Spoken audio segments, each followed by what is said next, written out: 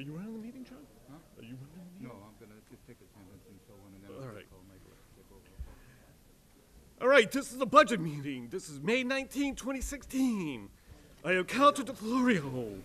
I have Councilor Hanlon. I have Councilor Mangan. Here. I got Councilor McLaughlin.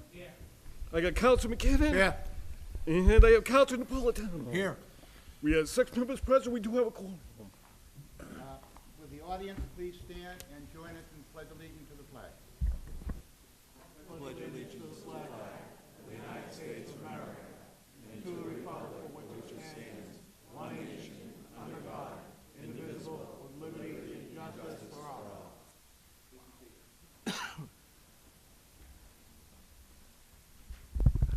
Before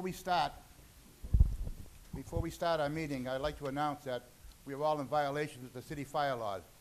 This place is so overcrowded. I'm not being funny, I'm being serious. So that means I don't want any moving around, I don't want any running, I don't want any demonstrations, I don't want any noise, because if there is, I will stop the meeting and I'll have the hall cleared. I hope we all understand that the danger we have right now. If there is a problem, please walk to the nearest exit. We understand each other? Thank you very much. At this time, I have assigned Councilman Mangan to be chairman of the budget hearings, so I will ask Michael if you would come and take your seat. I'll take yours.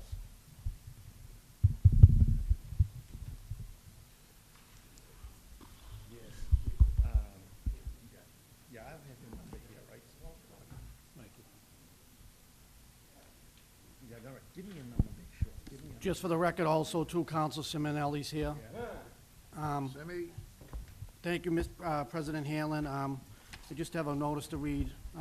Council Fred Capone's daughter is receiving an academic scholarship at a reception with Cardinal O'Malley this evening, and the council will be unable to attend.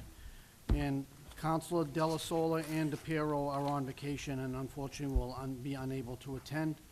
The first department we have in front of us is the school department.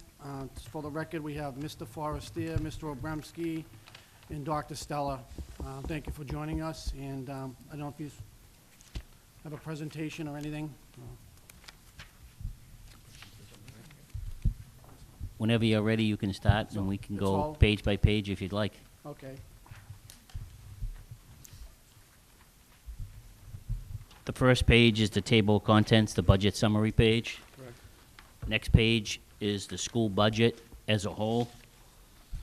I don't know if anyone has questions of the whole, or you want to go to the first section, central administration. We can go to section 1, central administration, on page 1.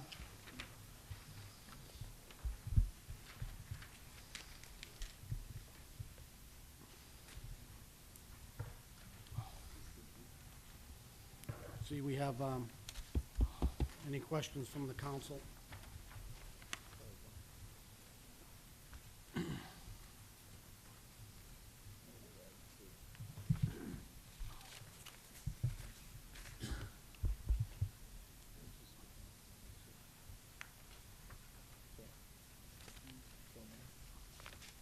Council DeFlorio. Thank you, Mr. Chairman. What's the difference in the budget from last year to this year, approximately? We're actually down right now from last year to this year.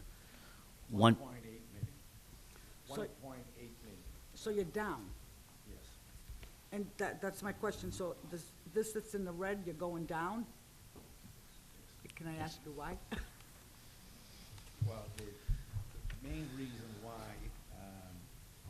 the budget has gone down is that the state has come up with a new formula. Do we need to turn this? Yes. Yes. All right, thank you, all right. What it is, the state has come up with a new formula to fund schools, and it's based on the poverty and based on the youngsters in need. So they've come up with a formula where we've lost 2,013 youngsters they don't consider to be in poverty anymore or disadvantaged. This is happening statewide, but it hurts the inner urban communities more than anyone else. But that's where your biggest cut is. Okay. So obviously, is this, the state actually hasn't given you a figure yet, is that correct? They have given us a figure, but now they're they're obviously going through their budget deliberations and to see if they can amend it. They realize that the formula has punished certain communities. The Everetts, the Reveres, Maldens, Chelsea, they're getting hurt severely, whereas the wealthy communities are gaining. The money we're losing is going to the gain. wealthy communities. So there's still room to fix this problem, is that, I'll tell you right now, our state senator and state representative, both of them are working on it diligently at the State House. We've been in contact with the people at the State House constantly, and they are moving. They're trying to amend it to correct it as best they can. okay, in the worst scenario, if they don't, then you'd have to come up here to ask us for more money in the future, is that correct? That is I just want to correct. clarify No, it so that if this does happen 6 months from now, 3 months from now, that we're prepared and we understand what's going on, the city of Everett understands what's going on. That's exactly what will happen. If the state doesn't give us some relief, we're gonna have to come back to you, and, you know, that's the reason why there's so many people here tonight. Mr. Hanlon mentioned the hall is full beyond capacity, but this is their livelihood, this is their jobs, and people are certainly gonna fight for them, you know?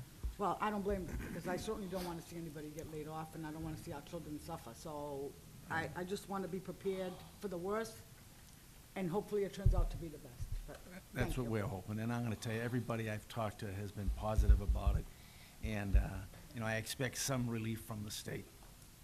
Thank you. Counsel McLaughlin. On that note, Mr. Forrester, the Senate is going through their budget currently this week. We will have an answer hopefully soon from the Senate. How long can we go through the summer without having concrete numbers? Because there is large deficits, as we've spoken about previously through tonight's meeting. When do we have to come to the table and resolve this issue?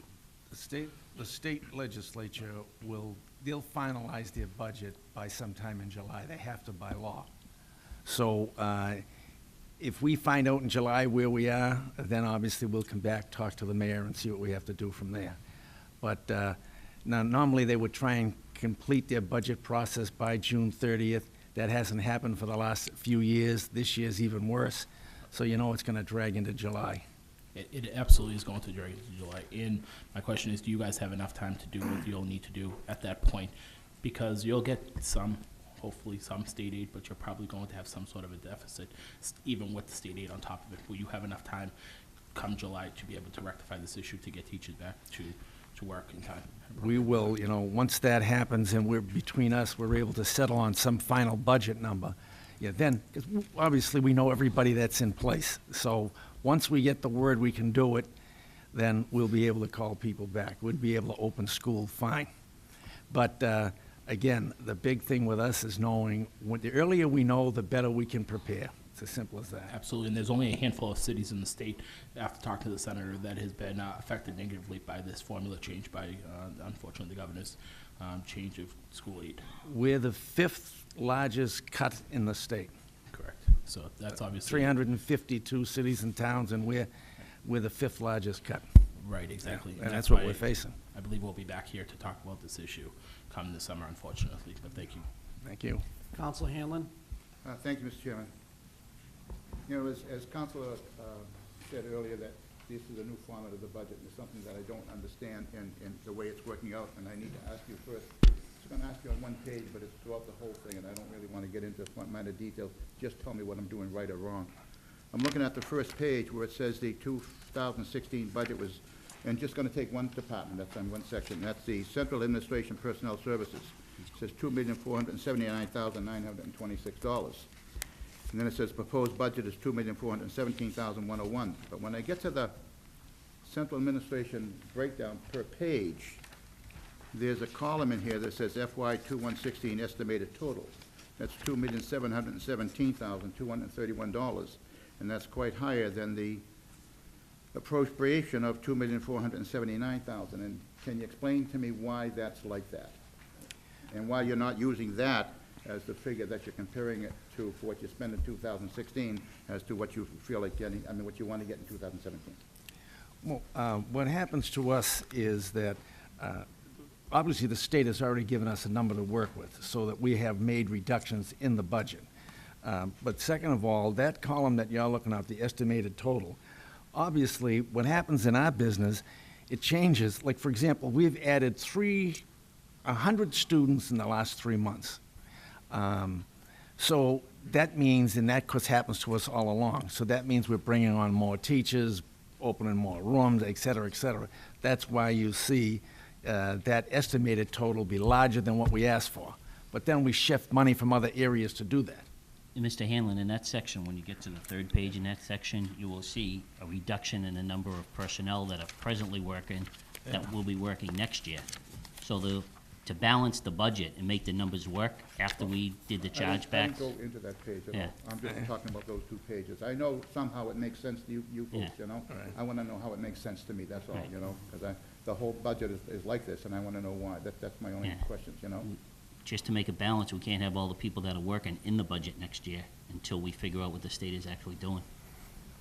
See, because, again, the state dictates to every community, city and town, what their school budget will be, and they do that in February. So everyone is then required to create a budget on the numbers that they've given us. Now what we're hoping is what Rosa was talking about, that the state legislature will add more money, the city council may have to step in. This will change again. In fact, I know that the state is going to add some money, but how much, we don't know. Council McKinney. It's just like mud, but it covers the ground. Thank you. Thank you. Council McKinney. Through you, Mr. Chairman, to the superintendent. Superintendent, what's the reason, if you could, just in layman terms, what's the reason why we're having such a deficit? We're seeing this, or from the state? Well, again, it's because they came up with this new formula on how they want to fund youngsters, or count youngsters that are considered in poverty or disadvantaged. In fact, there's 65,000 kids in the state of Massachusetts that aren't being counted. They disappeared. What happened? They fell off the map. Like our case, there's 2,013 youngsters. They're here. They're not going anywhere. What's the cost of the 2013? It's $3,100 times that, you're about $6 million overall loss to us. That's to the city of Everett, That's correct. Okay. And that's the reason why this is all coming about? That's no? the only reason why it's here. And they took a new formula, and they decided to do this? That's right. What a great state. Yeah. But also, I mean, I know we have overcrowding issues as well, in Yes. some of the schools, and we're planning on building some schools. We're looking for funding for that as well. Yes. Correct? Will this impair this at all, or this funding's already captured? Or? The funding on the schools, the state has already stepped in and said, yeah, we know with the mayor and us, we've met with them, and they realize the problem you're facing here. They moved us right to the top of the list. They We're should gonna have. be- And we're the first new school that's gonna be funded. And, but they see the problem. And it doesn't look like it's going away, by the way. Apparently so. I mean, when you have 500 kids show up in the middle of a school year, that's a problem. That's right. Do you anticipate that happening this year? Oh, yeah, there's no reason why it's gonna slow down, and Dr. Stella can talk about it, but,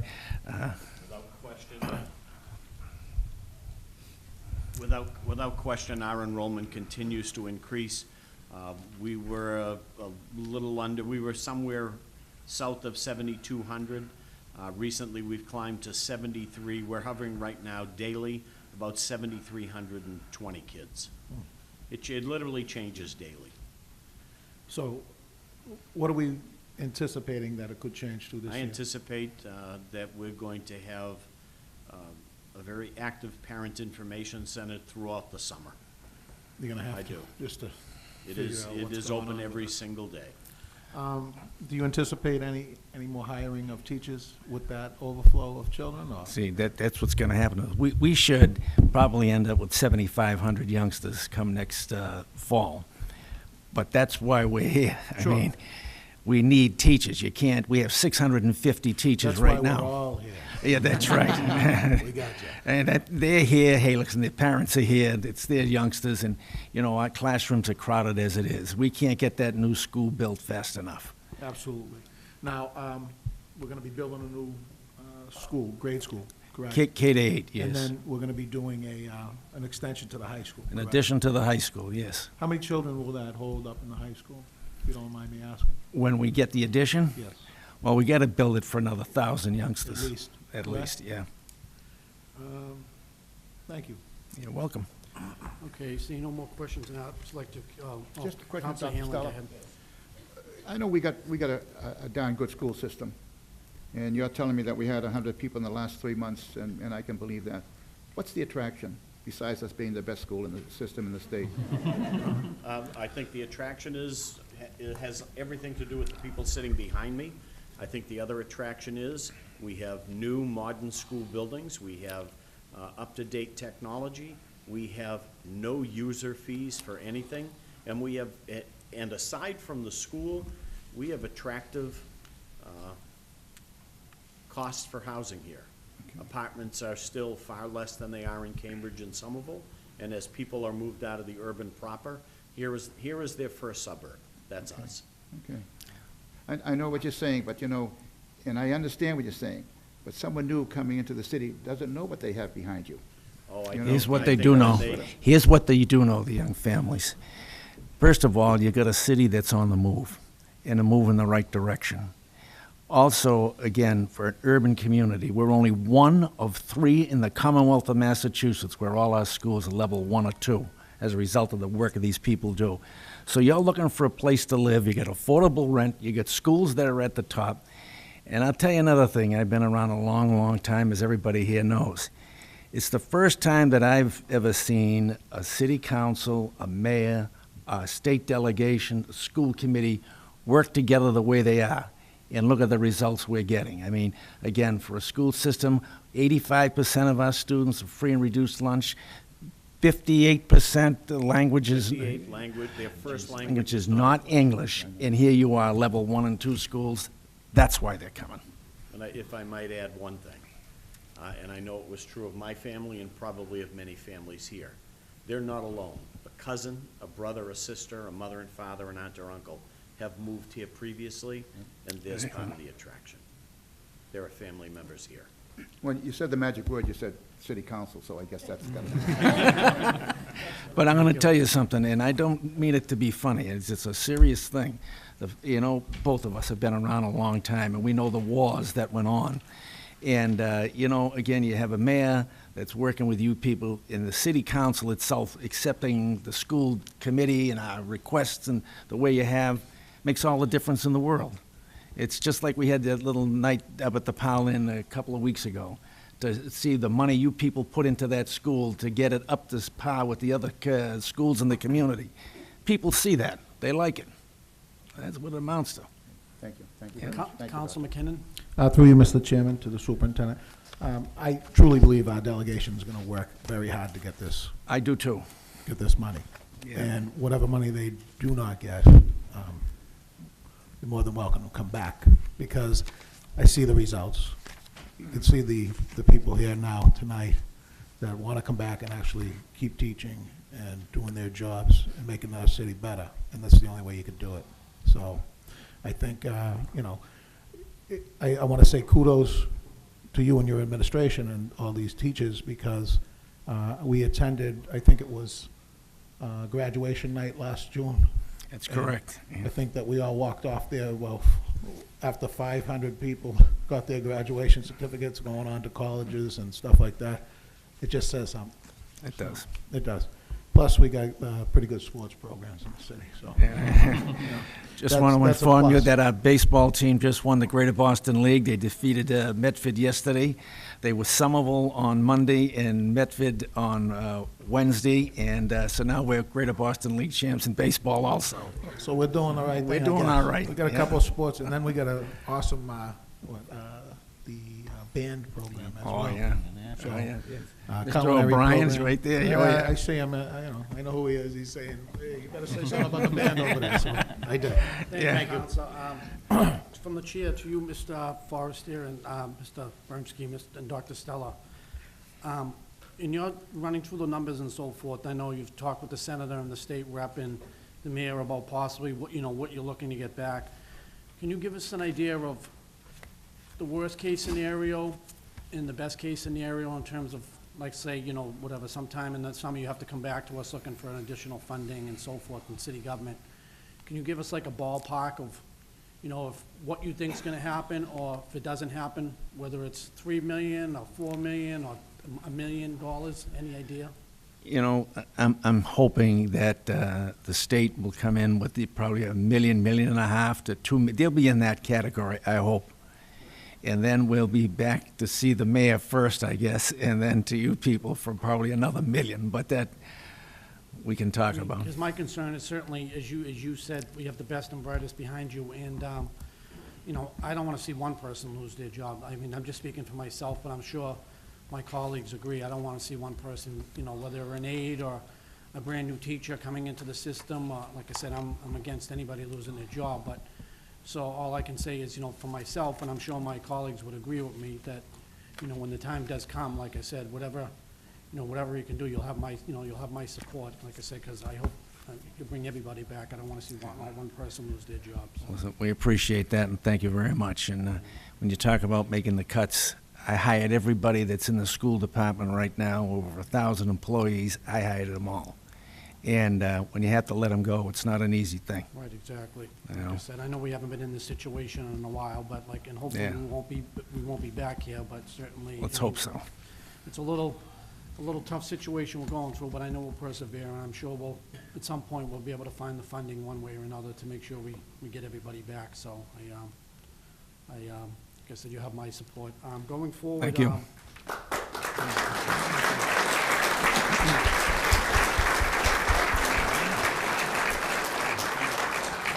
Okay, I know the, just so we know, the school department has to be out by 6:30, so they do have a prior commitment. So we just, I mean, if we can go through these real quickly, and, Mr. Chairman, I'm just gonna recommend favorable recommendation moving forward, because there's nothing here that's out of line. It's, that basically, it's going down. So why go through Favorable all the recommendation, pages? second. There's nothing out of here that's out of line. So I favor recommendation, and we can excuse the school. Mr. Chairman, Okay. before we take a vote, excuse the people with the customary thanks. Thank you very much for attending. Thank you. Okay. Thank you.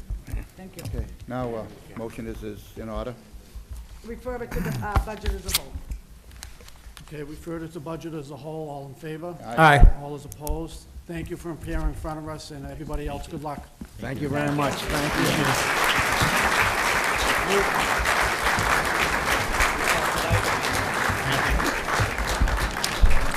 Mr. Chairman, take a 5-minute recess. We have a 5-minute recess. City In Council order. stay in their seats.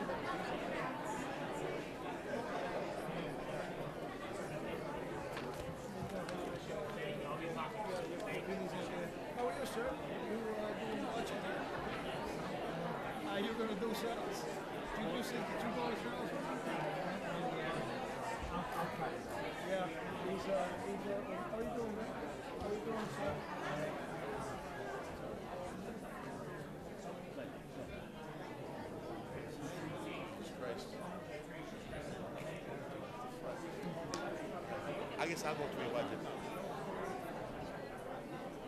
You guys don't tell me how much I'm gonna spend. You guys don't have to go and defend a tax rate to the residents. That's what you can't do it.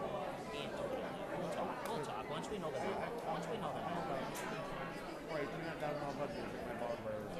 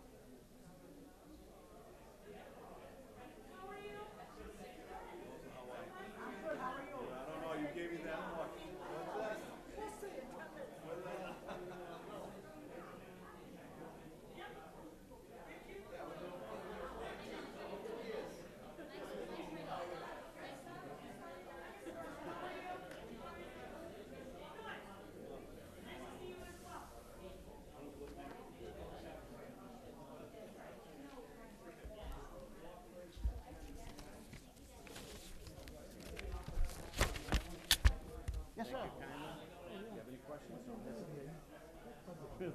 Never. Technically by the end of June, but there are things that won't be completed that I do by the end of June, so I need to finish it. Your turn. It'll be very hard.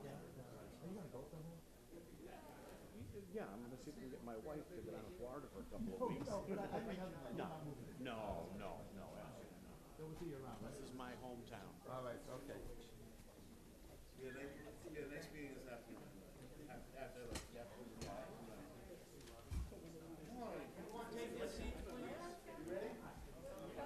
Yeah, if you can find them.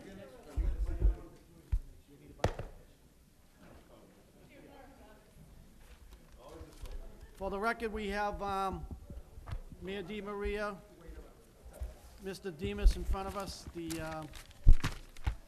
Chief Financial Officer. Thank you for appearing. Thank you. And also we have Mr. O'Donnell back there also.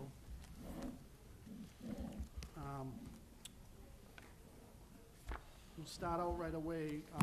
There's a couple of mistakes that were made in the original one that was, I don't know if you got the updated, but all the pages weren't filled in. So just before we start with the mayor, it's actually pages 3 and 4, 27 to 34, 71 and 72. Yeah, all right. Sorry, Mr. Chairman, can you Thanks. give those page numbers again, please? 3, 4. 3 and 4, 27 to 34, 71 and 72. And then right after that, we have the financial, that's actually pages 5 and 6. It was only listed as 5. What? Oh, I'm sorry, and 84. The one after that, it's not a department anymore, so I don't know if, we even have to have, because it's now, if I'm not mistaken, the budget is under the financial office now, that's correct? It is. All right. So that was listed as 7, but there's nothing funded in there. We can actually do both of those at the same time. Correct, okay. All right, thank you for each appearing, Mr. Mayor, if you want to, I don't know if you want to make an opening statement or anything like that. Well, thank you, Mr. Chairman. I just glad to be here and glad to take any questions that the council has. All right, thank you. All right, members, we'll start on page 3.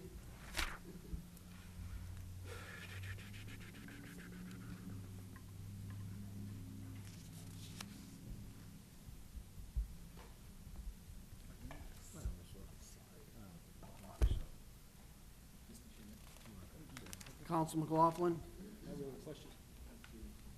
Not really a question, just a clarification. It says FY 2016 expended under salaries, 464,976, and the mayor's recommendation is 797 for this coming year.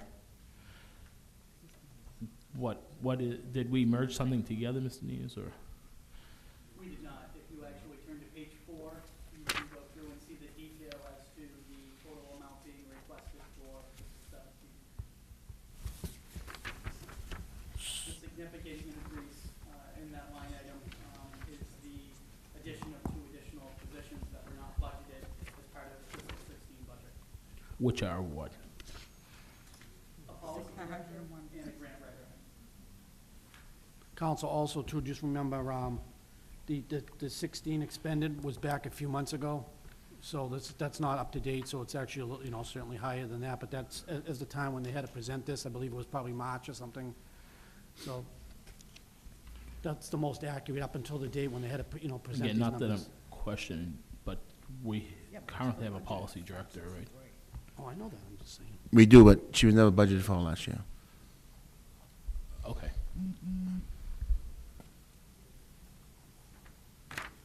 One of the questions I think where you were going with, it looks as though there's a significant amount unspent.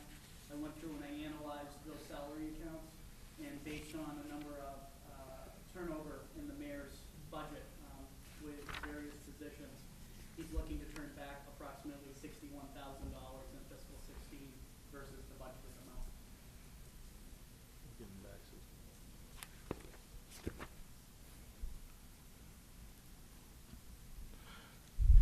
Counsel Napolitano? Thank you. All right, how was the policy director funded last year?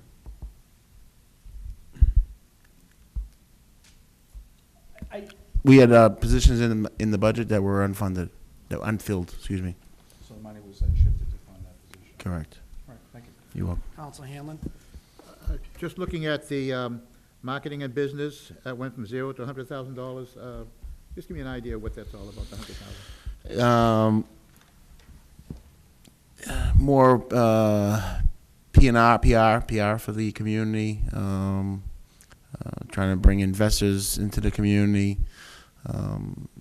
working with realtors and just public relations firms. I understand that, but this is, if this was in personnel, I wouldn't even ask a question, but this is in expenses. So, expenses is like if you're gonna buy a book, more than a book, but that's what I mean, Why would that be in expenses rather than it being in salaries if we're gonna be doing PR work and whatever work we're gonna be doing, We'll probably hire outside consultants to do some of the work. Okay, but wouldn't that be in salaries, or does that say in expenses? No, in each of the salary sections, it's only for city employees. So when the city hires outside consultants, that's viewed upon as an expense. Be in expenses? Yes, just like when the city conducts the annual audit and they hire an independent auditing firm, yeah. that falls underneath professional services. Okay. Okay, thank you. Well, yeah, except that's not professional service. That's I'm saying it's marketing and business. Am I reading that right? I was using Yeah. my just Okay, as an okay. example, Okay. that But it the same wouldn't thing fall applies. underneath the salaries. Okay, The theory applies. yep. Counsel DeFlorio? Thank you, Mr. Chairman, through you. Mayor DiMaria, as far as the grant, the policy director, Yes, okay. So we've had a policy director for the past year, is that correct? correct. And do you see a big difference in, by not having one and having one? And what is the difference? I would say by having one, we were able to probably secure how many millions of dollars in grants. For instance, the $100,000 child obesity grant was written by the policy director. All the MS4 EPA work, the issuance of those permits was done by the policy director. The different home rules, the successful home rule with the stabilization fund that was created for the WIN money was done by the policy director. So the point I'm trying to get to is it's well worth it to have a policy director. It definitely has. She's definitely earned her salary. Okay. Even in that $100,000 grant we got from the American Beverage Association, they're alone able to provide services to the kids in the city. I think you know what we're doing with those funds. So she's very active. I mean, I think Councilman McKinnon works with her on the opiate task force. I think you all have worked with her one way or the other on some issues, and I hope that you feel the same way I feel, that she's doing a good job for the city. She's done a lot with the gaming task force, we call it, right? Doing the work with that group. She's also been extremely helpful as being a liaison between the city and the MSBA regarding our school project. So she's been instrumental in helping us on our side, doing what we need to do, completing the forms, and then working with the MSBA to make sure that any changes that they had or wanted requested, Right. been working with us back and forth. She also secured or assisted with securing almost $3 million in state and foundation funding in less than a year on the job, including $2 million in MassWorks funding, city's first MassWorks grant after several unsuccessful tries in the prior years. Over $400,000 towards preventing prescription drug misuse amongst young people, and $100,000 to prevent child obesity. She wrote the Narcan grant, as well as some smaller grants towards open space and recreation. Yeah, so all that Narcan on the fire trucks and police, that was done by her, so. Well, thank you. We You're welcome. appreciate her work. Counsel Napolitano? Thank you. Official celebrations. Yes. See that there's an increase there. I know that, Mr. Mayor, you and I were speaking last year down Lafayette about. Right. Yeah. Can you tell us how that money is going to be utilized this year? I mean, obviously, you're looking at expanding a few things. I think it's good for the community. It makes people feel good about being with the city is able to provide back for them. But what type of, how is that money gonna be used this year? You know, a lot of it's for events. This year's 4th of July event, we're trying to get some better rides. Last year's 4th of July event, I wasn't really as ecstatic about it. I think most of us probably weren't. There weren't really many mechanical rides. This year there'll be a good amount of mechanical rides, some you know, different bands and music selections, but also used for, you know, the Christmas holiday event, the Easter event. So we took all different monies from, let's say we used to have some money in the rec center where they used to do the Halloween event. It's all in the official celebrations account. We'll use a little money for the event down at the Mellon Bank there. What do we call it? Village Fest. So some of that money we use for Village Fest, which, as you know, was very successful last year. So all procured contracts with everyone. I think you see them in your budget meetings. What's that? The bills and accounts meetings. So everything's all procured out of this account. You know, nothing different, but just, I mean, cost of business sometimes, even like a roller coaster or a Ferris wheel, right? I mean, a Ferris wheel's for the night, $3,000, $4,000, you know. Is there plans to bring like I said, we were talking about the 4th of July, back to a more central location, try to keep the continuity up? We tried to do it down in Glendale this year. It's not going to work for us. So we're going to do we're going to go back to the Meadows. Excuse me, back to the Sacramone Park. Just due to the fact that we're doing it over. Right, so it was a good time. Right after the 4th of July festivities, they'll be starting to do construction there. So whatever these big pieces, whatever destruction they'll do to the park, we won't have to, you know, resod or resprinkle or whatever. So this is good for this year. You know, gotta find a really good place. We're thinking about 7 Acre Park to do the 4th of July festivities, but then again, it's not really central to the city. I mean, central to the city, the best place would be Glendale, but it really isn't.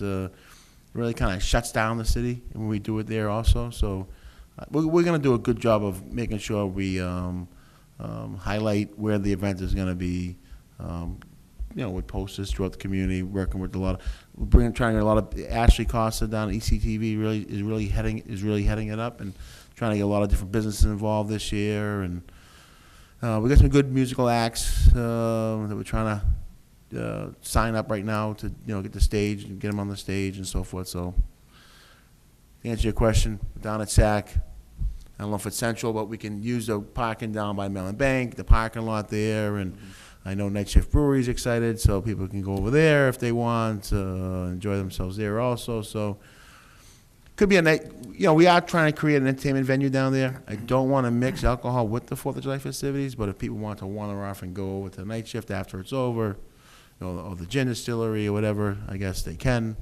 But the period of time for the children, it'll be from like 2 to 7, I think we're looking at the Sacramone Park. Thank you. You're welcome. Council McLaughlin. I have two quick questions. Part-time salaries. We're doubling the cost of part-time salaries from $25,416 to $57,834. So we're increasing salaries and part-time salaries. So are you planning on having a large merge of hirees?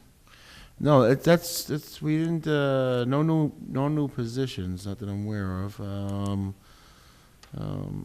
I think it's the existing staff that we have now, where I think Jim Marchant and Joe D'Onofrio have come on to be pretty consistent downstairs.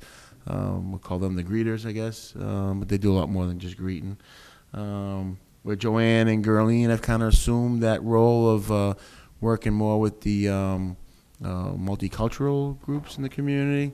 And they do, you know, they can help the Spanish-speaking or Portuguese-speaking or Haitian Creole-speaking people, so they kind of assume that position. As you know, Chad now is the director of the group. So And upstairs, we have, Mary Ann and Deanna and Karen.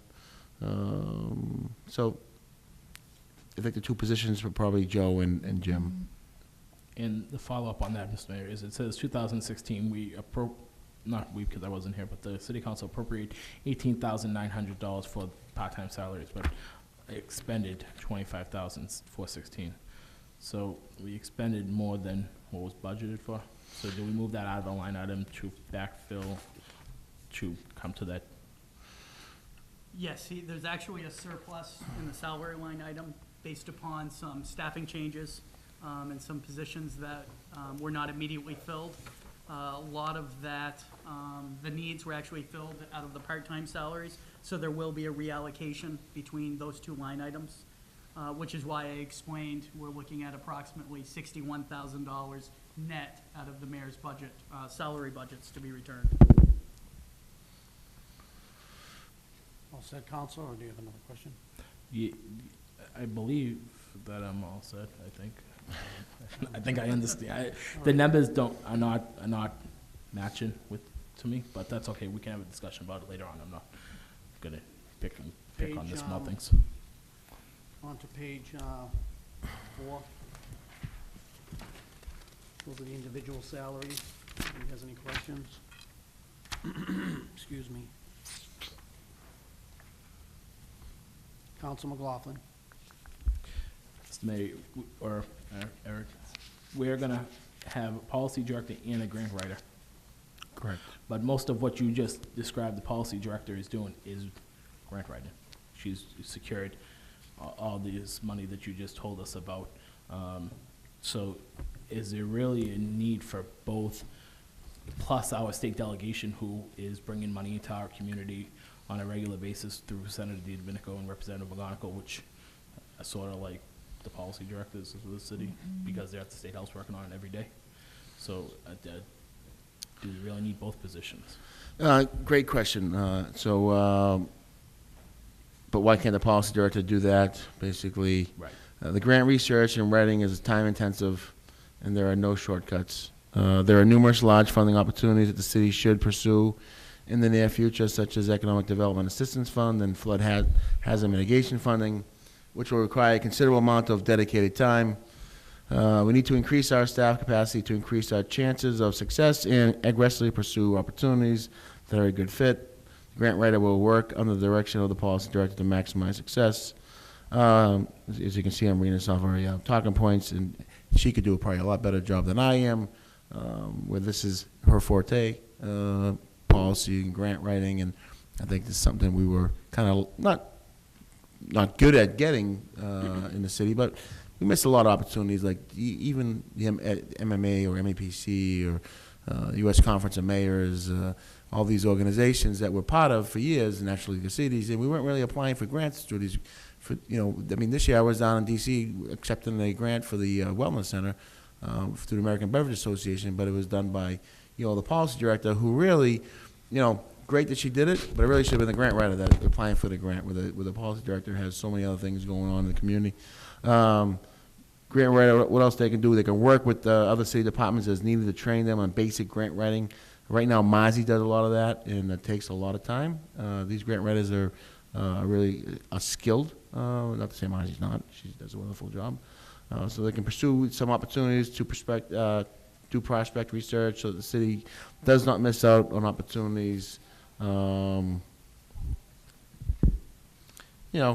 sure, like we talked about prior, when I asked to give me a different position and see what happens, and let's see if they pay for themselves. I think we'll do the same thing with the grant writer. Hope that this time next year I can give you a list of different grants that the grant writer was successfully able to bring back to the community. I do have a job description if you want me to make a copy for you.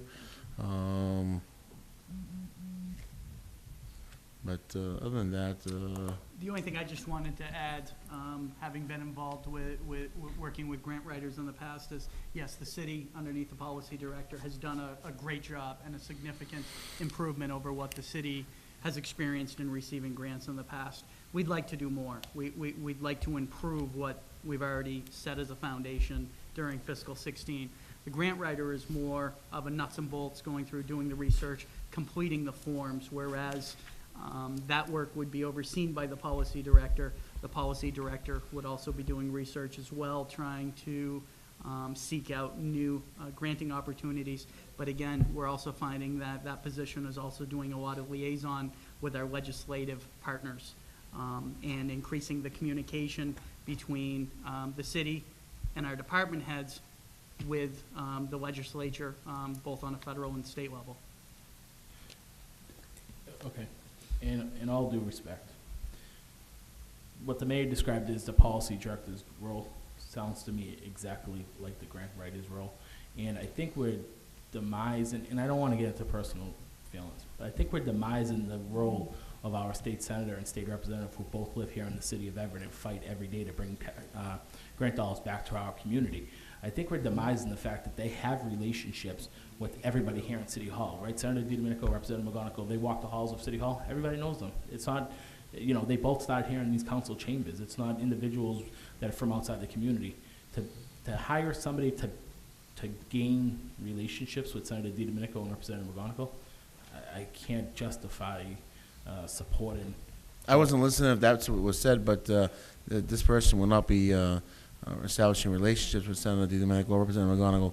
But if you would want to talk to them, both, I think we've done an extensive amount of asks to the State House and have always worked collaboratively with both of their groups and make sure that anytime we did go there, we co-sponsored things together.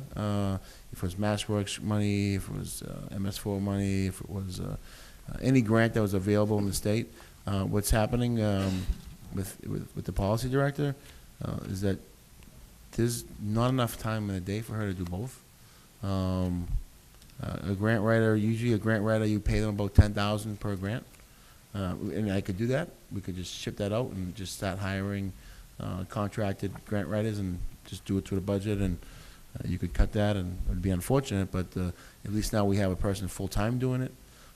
That's how we did it in the past. I think maybe, John, you might have done it in the years past, that we would just hire a grant writer and they would get a percentage of the grant that they wrote, and there's plenty of people that do that. It turns out sometimes it's not as beneficial because you're paying out a lot more money than having someone full-time person. And the direction the city's moving in with so many opportunities between Route 16 and Route 99, infrastructure monies that we could be applying for, especially really through like stormwater management, because we have a lot of issues down at the island end area. It's becoming burdensome, and now with the transit study work it's coming forward, I don't want to miss any opportunities. So, you know, a grant writer could be looking at different opportunities to unleash potential like developments in the city or get monies. Because the policy director really shouldn't be writing for grants. The policy director is making new policies, new changes. If it's carbon emissions or you know, if it's working on the opiate task force, or if it's working with the Mass Maids Association on a bill of, you know, the ELL, right, the English learning language issue that we have going on here. We just talked about the schools. The city of Everett is losing about $2.6 million. Well, let me tell you, we were the first city out of all those cities to write to the governor, lieutenant governor, and working with them. And we also, we let our senator and our rep know what was going on.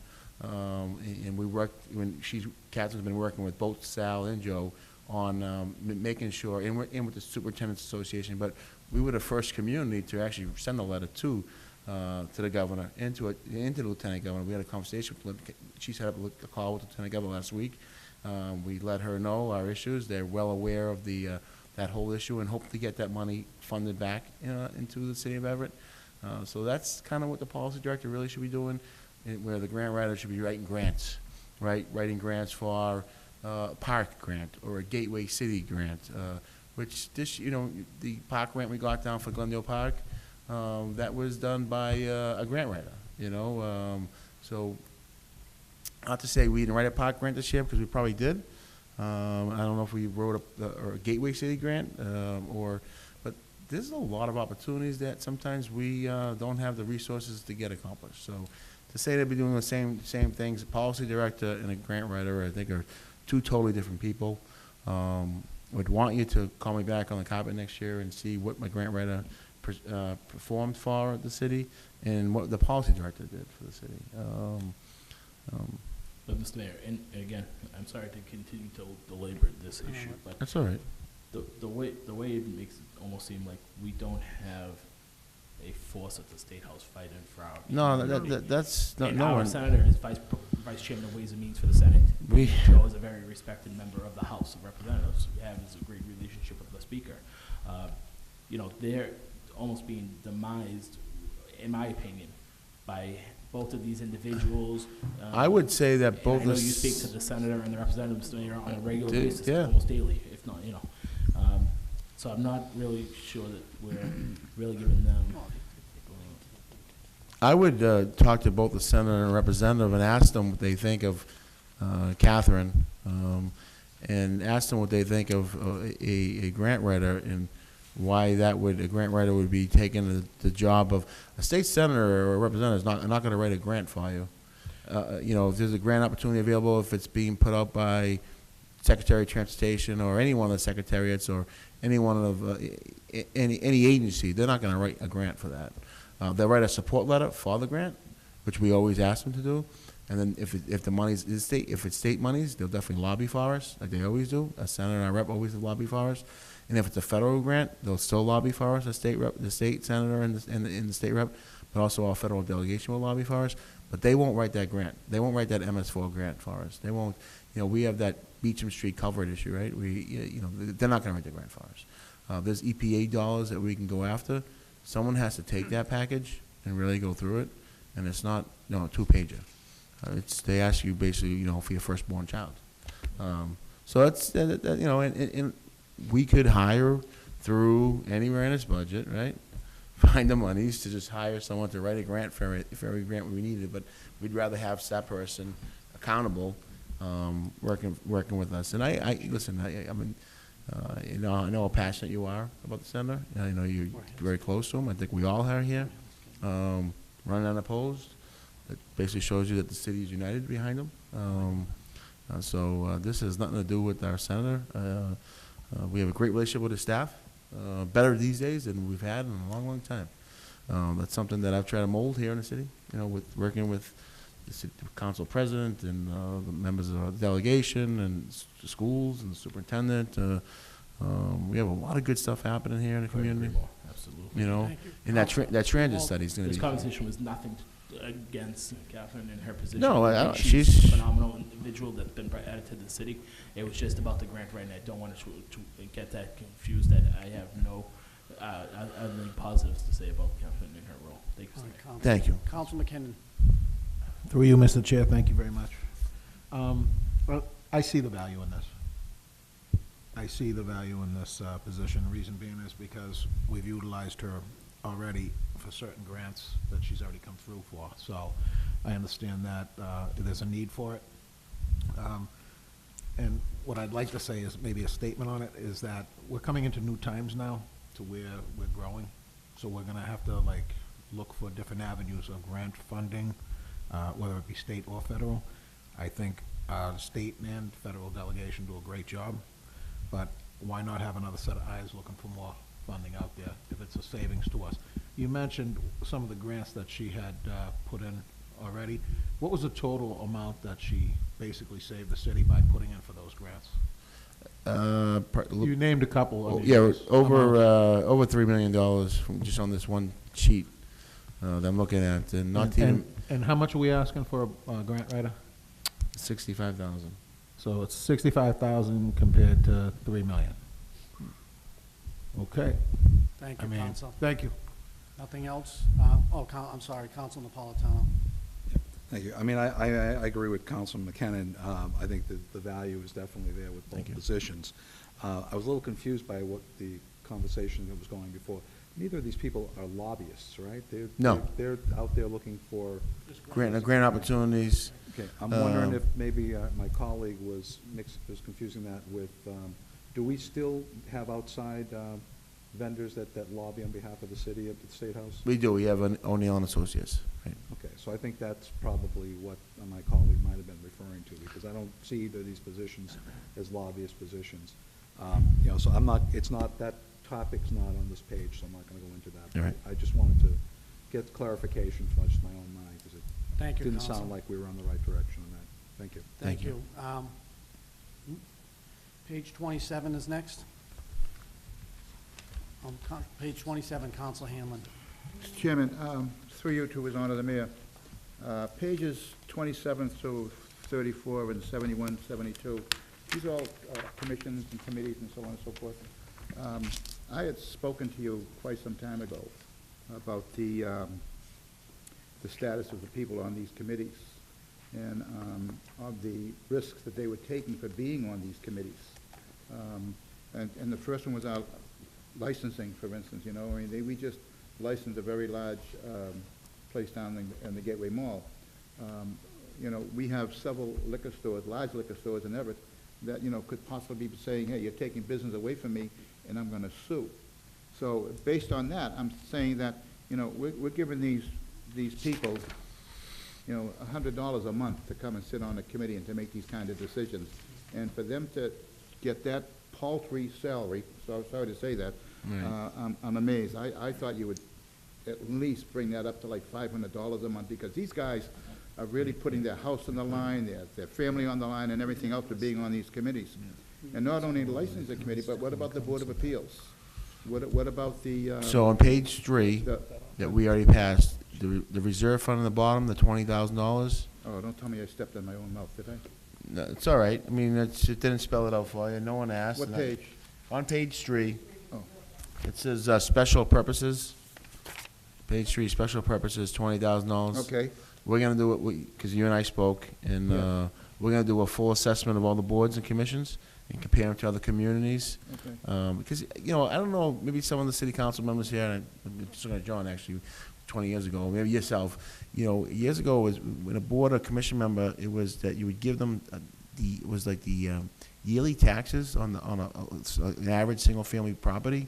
Now, Right. you know, that's a little higher now Yeah, these right, days, yeah. but back then, that's what it was. So what we're doing now, and we didn't have as much time as we wanted to, Laureen's been working on it with other communities. We're trying to figure out what Medford and Somerville and Malden and Revere and Chelsea are paying their boards and commissions. Because you're right, because it has been very difficult to get some new blood. Yeah. I've tried, and none of my friends want to serve any commissions, so it's even more difficult. Just trying to get some people in the community that, you know, you get a lot of stuff happening, right? Especially going to be before the planning and ZBA. Those two boards are very important to have, probably, you know, Well, you got several boards. They're all several boards, right? The important, you know, assessors, even the, health and whatever. They're yeah, all important. yeah, the just, health you know. department, yeah, absolutely. There's a lot of good boards, and we need some good people, and, you're right, no one's gonna come up here for $100, and be, you know, and be here 3-4 hours. Sometimes it's actually every week. Be here 3 hours a night. Well, okay, we don't have to labor on it, but I'm very glad that you did that, because Yes, I we told you I talked would. about it, and I thought I was gonna see it in the individual budget, but okay, thank you. Counsel Thank you. McLaughlin, and then Counsel Napolitano. Oh, I'm sorry. To echo up to the comments of Councilor Hanlon, we had spoken also on this issue, Mr. Mayor, and I also thought that we would increase these salaries, but at the same time, I would like to know what training are these members given? You know, Board of Appeals is probably one of the most significant boards in the city of Everett in the next 3 to 5 years with the development and the change that's going to happen in the city. The Board of Appeals is making probably as many significant decisions as we are as a city council, to be truthful, because they're shaping the direction of where we're going, whether it's in a residential neighborhood or a commercial neighborhood. What training are they given before they're assigned to the board?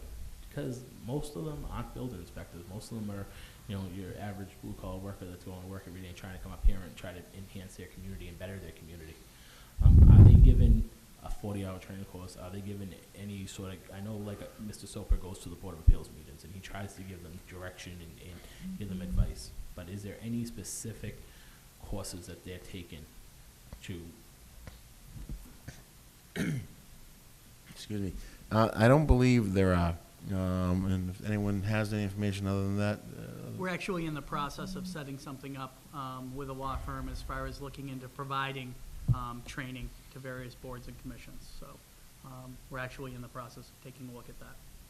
Okay, yeah, I would strongly, what sometimes, I mean, what we have been doing is, someone like on the ZBA, you try to find someone who, like one of my latest appointments, is a gentleman who sells real estate. He's a real estate broker's license. So, not to say he's qualified to be on the ZBA because he has a real estate broker's license, but, you know, he understands. he understands. He understands residential and dwellings and choosing three families. I get it absolutely. And, you know, that's sort of a beginning state, but I really want to know, are they learning Chapter 48? Are they learning the bylaws of building and what they can and can't approve? You know, there's an issue that recently came up on dwellings that we can talk about later that the members weren't aware of that could, you know, negatively hurt the city, but they weren't aware of it. So, you know, those are things that we need to really look at when we're appointing these people, and that's what I had tried to talk about when we appointed the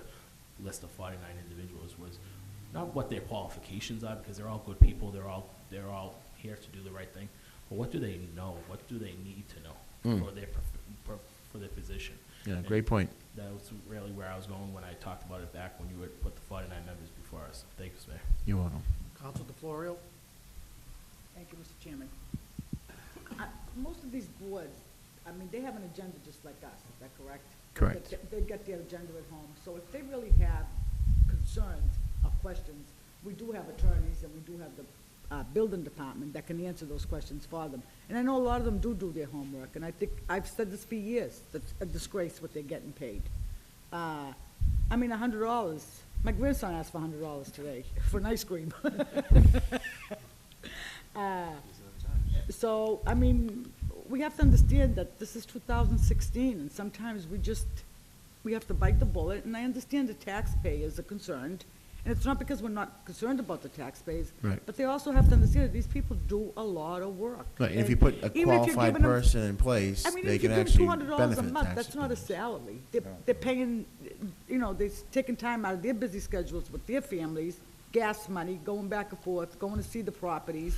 A lot of these people do visit the properties at night, at their own time and on weekends, because they do care, and I know that for a fact. I think So- we're all on the same page on this, so we're definitely, that's why we put that money aside. You know, I did hear that we were gonna do that process, so thank you, Council, for that information. We'll make sure we get on that. And you're right, a lot of these board members probably do need some workshops, if we can sign them up for some workshops or different things they can learn. I think it's a great idea. Thank you. Counselor Hanlon? Yeah, I just want to say, Mr. Chairman, that new board members are still required to pass the Code of Ethics. They're still required to know campaign finance laws. They're still required to get a package. They get a whole package of everything that they're required to do legally that they have to do. That still happens, correct? I'm sure it does. I think it went through the city clerk's office, as I remember Yeah, years ago, you know. I'm sure it still happens. And they still have to, and they have to sign for it so that they've read it and so forth, you know, so, as far as knowing the job, I mean, you know, sometimes if you're a contractor, you know something, sometimes if you're a glazer, you know something else about it, you know, and sometimes if you're a lawyer or a bookkeeper, and sometimes if you're just a secretary, you need all kinds of people to get into that thing. Well, anyway, so that's, I just want to say that, they are required to have some knowledge going down there. Thank you. Counsel. 27 through 34 is all, the rest of it is all boards, and, I mean, it's pretty much the same one, license and anything. I don't know if anybody else has any questions on anything specific, 27 through 34.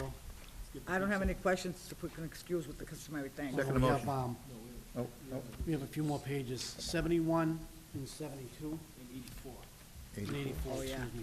I thought you guys are treating like the school No, department. no, 84 is gotta the get quick. No, financial. it's the Budget director. financial officer. We only have 34 and 71 for the mayor. 71 and 72. Oh, I don't see 72. on yeah, it. that's another board. Disability Commission. Right. They're all boards. That's all it is, it's just another board, so unless anybody else does it, that's a disability commission, same situation, so unless anybody else has any, Council Napolitano.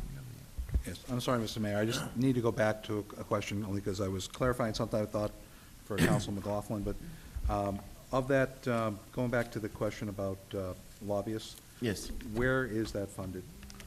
That's in the planning department. Planning Department. All right, thank you. If there's no other questions, then excuse with the customary thanks. Thank you. Thank you, Mr. Thank you, Mayor. Mr. Mayor. We have Mr. Demus now for the financial department, pages 5, 6, and then 84. 5 is page 5 we'll start on.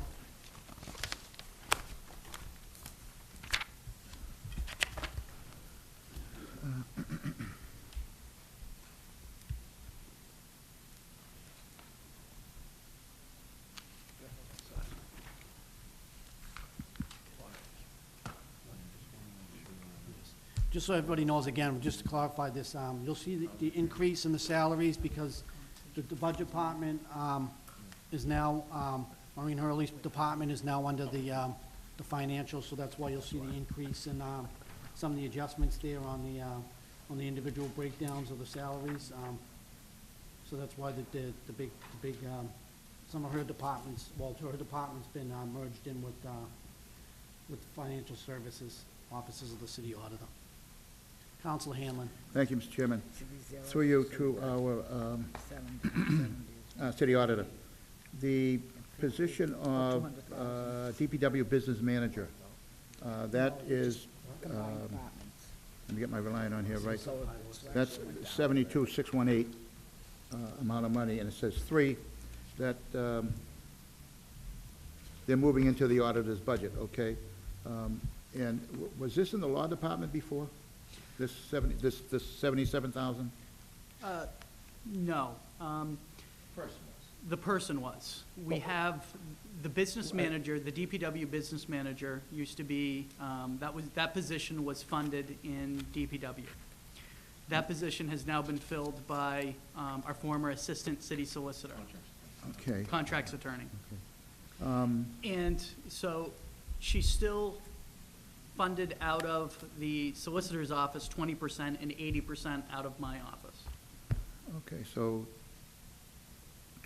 14, so that's 95,000, roughly?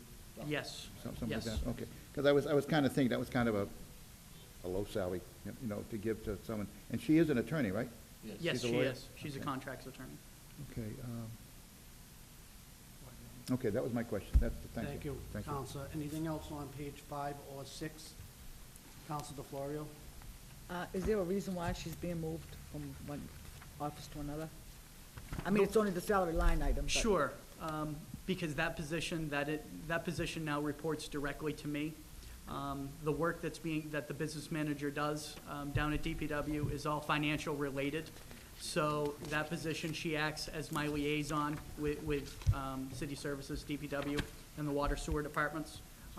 My on-site eyes and ears, and works with me directly on a daily basis. It gives my office, my responsibilities, more authority down at that department. So this is not a creative position. We already have this position. It's just you're moving the line item, salary line item from one area to another. That's correct. Is that correct? Yes.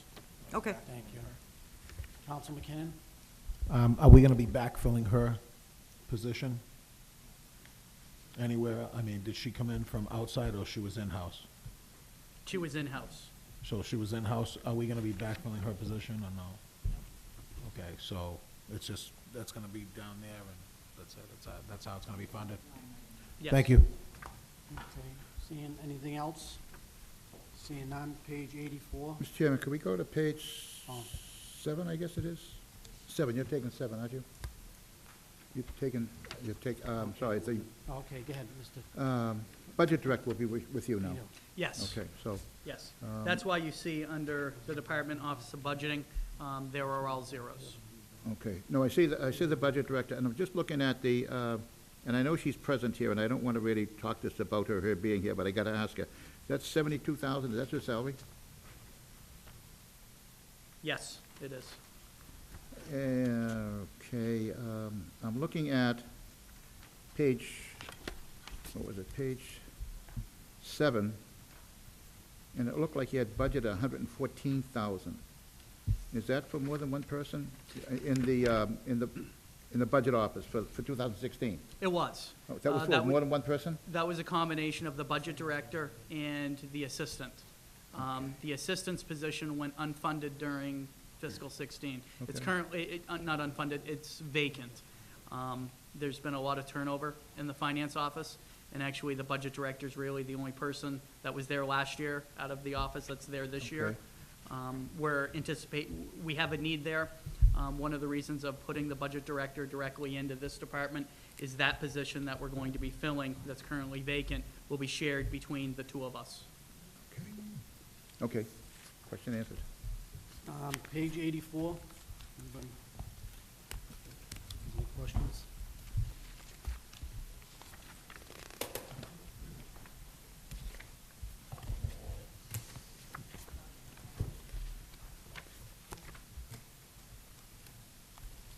I can't turn the pages.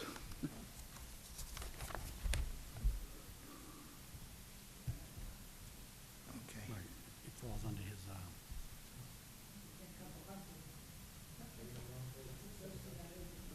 What, this is the non-contributory pension, oh, that's two people. The payment pension fund is $13,703,000. And is that, what percentage of our retirement fund is funded, if I can ask that question? I remember, I think at one time it was 8%. Where is it now? Funded at 80%? 8? It was at 8%. Was at 8. The most recent actuarial, I think, was approximately 2 years ago. We're scheduled right now to have that valuation updated. It's a biannual valuation requirement. The range is between 44 and 48% funded. Good. Okay, that's good. That's a good thing in what, 10 years. That's a good amount of money to get in there. In the budget amount that you see here, the budgeted amount is an amount that is consistent with our current funding schedule to be fully funded within the next 30 years. 30 years. 30 years. Within 30 years. 30 It may years, be okay. 26, it may be 28. I'm not sure Okay, where we are on the close funding enough. schedule, but it's within 30. Close enough, okay. Is that according to what the state is allowing us? At one time, the state was saying we had to have it done by, like, I think it was 2021, which was way off, of course, you know, but is that? It is. Okay, thank you. thank you, Counselor. See if there's no other questions. Make a motion, we excuse them with the customary thanks. Thank you. You excuse Mr. Mr. Demus in that portion Mr. of it. Chairman, I believe that we need to take a break, because unfortunately, we're, Well, we do have other department heads that are here. oh, yes, we do, okay, I'm sorry. 7:55. So, So the assessor, so, Ms. Davis, if you're ready, if you would like, and I'll get you out of here a little early, if you'd like to take the, Well, let's call the mayor back. He owes us a half an hour.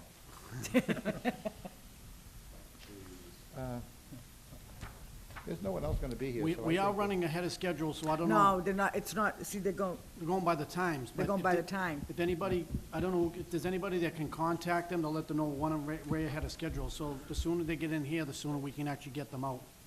Well, who's here? Assessor? Let's. We're looking for election commission, city clerk, city solicitor. As soon as I'm done. I know they'll be here, but why I'll don't we, let Mike know to come up, Okay. okay? Mr. O'Rourke is going downstairs to see if they're currently I'd in their like to make a offices. motion anyway, that we take the assessor's office. Okay. All in favor? All those opposed? Page 11. Thank you. For the record, we have Ms. Pamela Davis here, the head of the City Assessors Department, and we have page 11 and 12.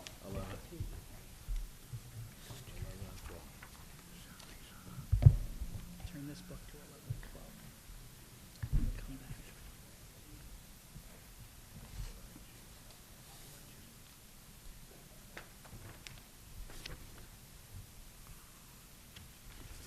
Mr. Chairman, through you. Counsel Hanlon. Yeah. Through you to our assessor. Your increase is about 65, about $13,000? Are those step raises? Those are a combination of step raises and the cost of living per the union negotiated increases. Okay. Any non-union positions are budgeted at a 2% increase. Okay, All set, counsel? No, one other question. The Board of Assessors stipend, okay? It's $32,800. And when I come across over here, I see that they're getting 21,300, 5 and 5. Correct. That's been quite a while, right? That they've been getting that salary? Okay. I just wanted to compare that salary there with the salaries that, of our other boards, you know, to say that this is a good stipend to have, you know, where other boards are only getting $100 a meeting. That's $1,200 a year. That's not very good. That's what I'm trying to compare, that's all. Thank you very much. Counsel DeFlorio. Oh, Okay. Thank you, Mr. Chairman, through you. I don't know if the auditor can answer this question, or Pam, either one. Through this budget book, have you already negotiated with the union? Are the raises already in here? What you're seeing in this budget book, when we get to some of the other departments, some of the public safety departments, you're gonna see that the increases reflect fiscal 15, fiscal 16, negotiated increases that hadn't been included in prior years' budgets. We've also factored in a small increase for FY 17 negotiations. We've settled with the majority of the unions through 16 and have just begun starting the process for fiscal 17. So the fiscal 17 hasn't been negotiated yet. So you at some point, you did put something in here. We did. But you don't know the exact amount, so you could be short or you could be over. That is correct. Okay, thank you. Any other questions? Seeing And- none, any cuts, anybody? You have a I have recommended a question, no. Oh. Based on this, on the assessment of the houses, where the taxes have gone up, and based on this budget, this is a general question, and it probably is for the auditor. How do we stand on taxes? What is your anticipation? Taxes going up, staying stable? Mr. Chairman, not really relative. Yeah, it's I'm not sorry. really. That's a question. Well, it is for- relative, because that's gonna determine whether I make a cut or I don't. Okay, well, do what you want, but that's not relative. You know, that's not part of this budget meeting. Yeah. Taxes are not Okay, part of this that's meeting. fine. Thank you. Anything else, Ms. Davis, you want to add anything specifically that you think's worth mentioning, or anything else that? Well, I just want to thank you for the support in the professional services account, because that has gone a long way in adding a lot of taxable value to our rolls through the appraisals and the audits. And we still have a lot of legal expenses we're incurring, as you well know, with our other cases that we discussed. And it's really made a big difference. And I don't want you to think it's not appreciated. Thank you for that. Counsel Hanlon? Thank you, Mr. Chairman. Is Cal being replaced? He is. Okay, thank you. We've hired someone. Okay, good. Oh, did he retire? He retired. Oh, I retired. didn't even know that. Yeah. I wish him the best of luck. Yes, and he's doing his bucket list. But we were very fortunate in getting a qualified person who started last week and is doing very well. Excellent. Any cuts at all? Any recommended cuts? Seeing none? Any returns? Oh, yeah, any returns at all? Any expected? I don't expect it, no. The only thing we're gonna have will be in the professional services account, which I'll encumber to cover the expenses we're going through. Thank you. Thank you for appearing. You're very welcome. Will they be excused? Customer count. Excuse the customary thanks. We now have the city clerk, Mr. Matarazzo, if you'd like to join us. Pages 21 and 22 for the record.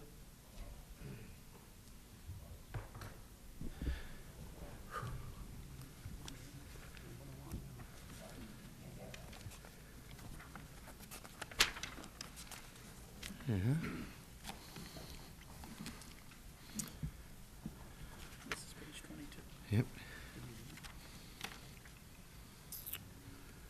Counsel DeFlorio, thank you for appearing, Mr. Matarazzo. my Just for the pleasure. record, we have Mike Matarazzo, the city clerk, in front of us. Counsel DeFlorio. Well, I don't know what questions are relevant or irrelevant, whatever, okay? I know we have it Right. That is not, That's not in this budget, no. so when would it be included in this budget? It won't be. No, I think it's under, It's a separate group. yeah, I think it might be under We the have, registrar Mr. voters. Mr. Piero's up here for that. Page 23. Well, they're going to become the Right. election commission. Yeah, it's in there. It's in there. Salaries are in there. Good. Yeah, Yes. that'll be 23 and 24, I think it is. So page 21.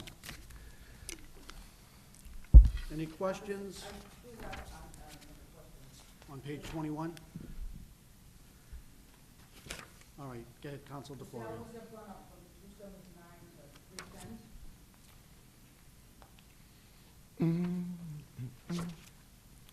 From, I see a lot of zeros here right, that is no longer in your department, is that correct? yeah, those are the election, like wardens and things like that, tellers, stuff like that. So where does that money move to? The one on election, the clerk, and that's all under Exactly. the Boom. Election Yep. Commission, yeah, the new election commission. Right. So even though all this is removed, the budget is, Yeah, the, I know it's still gone up, so I'm trying to, can you explain why? yeah, one is that the administrative assistant was reclassified Okay. from C3 to an A6. All right, so that's one. There is a raise under the assistant city clerk, city messenger. And I believe, Principal clerk. right, yeah, the principal clerk, you'll see the word zero. That's the one that went up, that was reclassified. So you'll see zeros there, and then it went from 39 to 46. That's because that one was reclassified. So most of these increases are really because of the Yeah, and the administrative classification. assistant, actually, I guess it's on the final step or something. So, I mean, Okay. I think this is, Yeah. yeah, step increases plus the 2% increase. Okay. And then there's the increase under the assistant. So it's, Michael, you lost one clerk, right? That's the one going upstairs, and you've got a principal clerk in return? no, Sorry, it's we No, have they one, lost the three, you. yeah, no, we still just have the three. It looks like a zero there because it was reclassified. Right, That's right. Roberta's, for instance. She was a C3, now she's an A6. Any other questions on page 21? Or, Well, I do have other questions. I see that we're bringing people up to date on the salaries. I don't have a problem with that. As you well know, I'm the example, I'm the one that started it.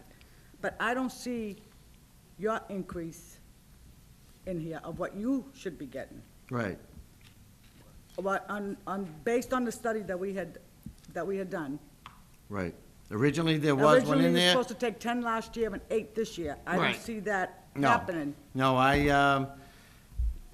what I wanted to do more than anything was to try to get the assistant clerk up to where they ought to be, and with us now having the election commission, I thought, let's do one this year, do another one next year. I appreciate that, and You know- it's greatly appreciated, but I just want everybody to understand that, God forbid, you retire or you go out, and now all of a sudden, a city clerk comes in and says, wait a minute, the assistants are making almost as much as me. So I just want that to be understood, that, there's gotta be a balance. Right. be you know. adjusted at some point. So, okay. Yep. Thank you. For that. Any other questions? 21 or 22? Any recommendations? That's it, I'm sorry, page 22. Any recommendations? Oh, Counselor Mr. Hanlon? Chairman, through you to our clerk, you got a new copier? Yeah. Is that gonna be any more expensive? No. That's like carries the same as ours in here, it carries the same? Right. Okay, Yeah, no, it's just fine. okay. And bookbinding you got for $3,000, which is not much of an increase over what you had last year.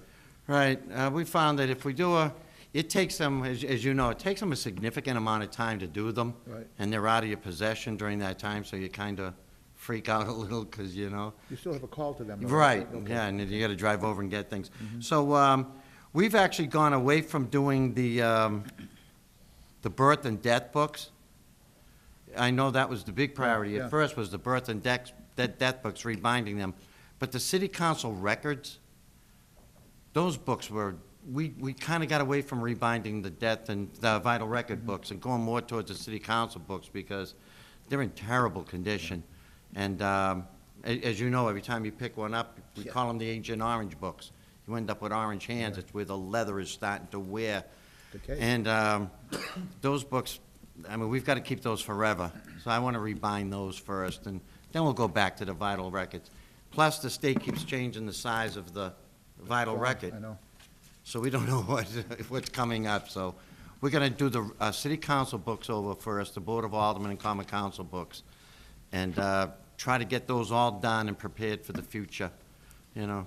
Okay. And then the web-based programs, is that related Yeah, that's to, the agenda software, and the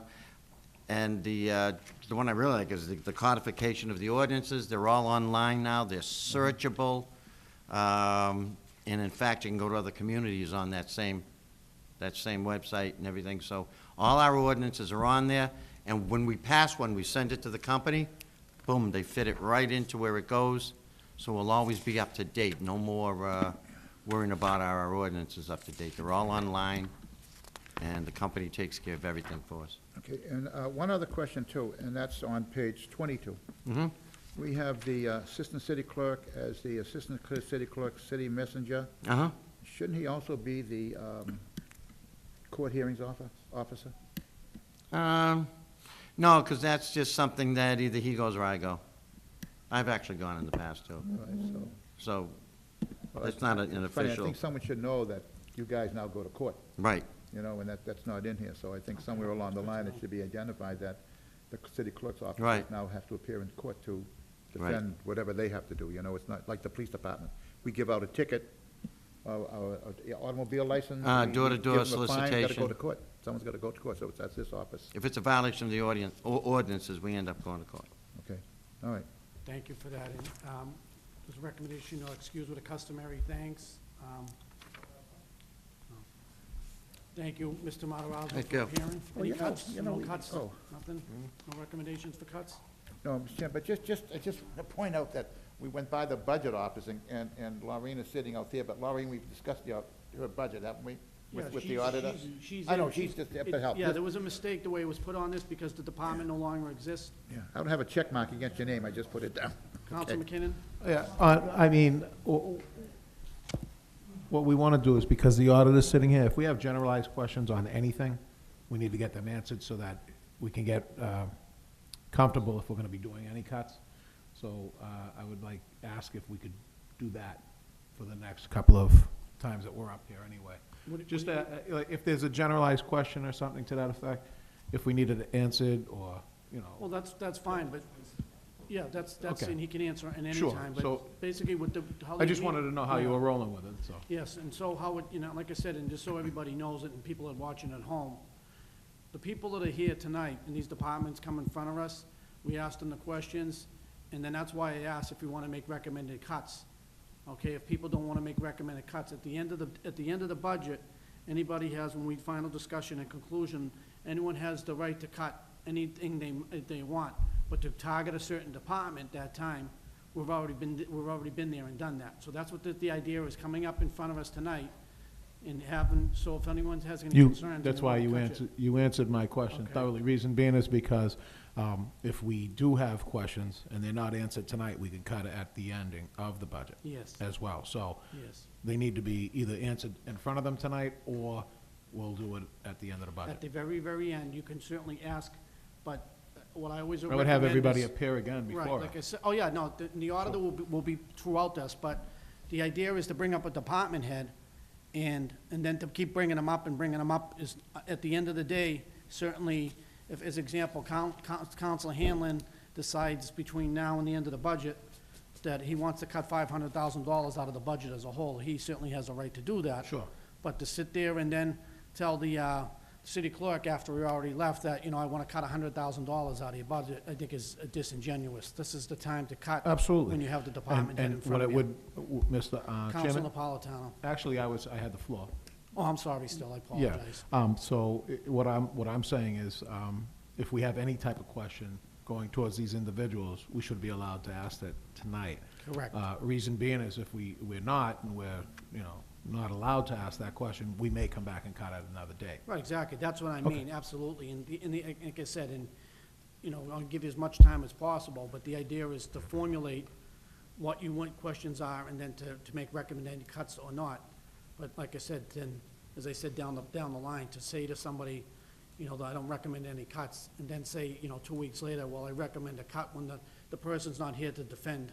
Oh, yeah, to no, defend themselves, absolutely, that's all. but this is the night that we need Right. to actually ask all questions. Exactly. Regardless of what they are. Yeah. Okay, Councilor thank you. Napolitano. Okay, Mr. Chairman, along that same tone, though, that you were just talking about, I mean, I tend to disagree with you to a slight degree.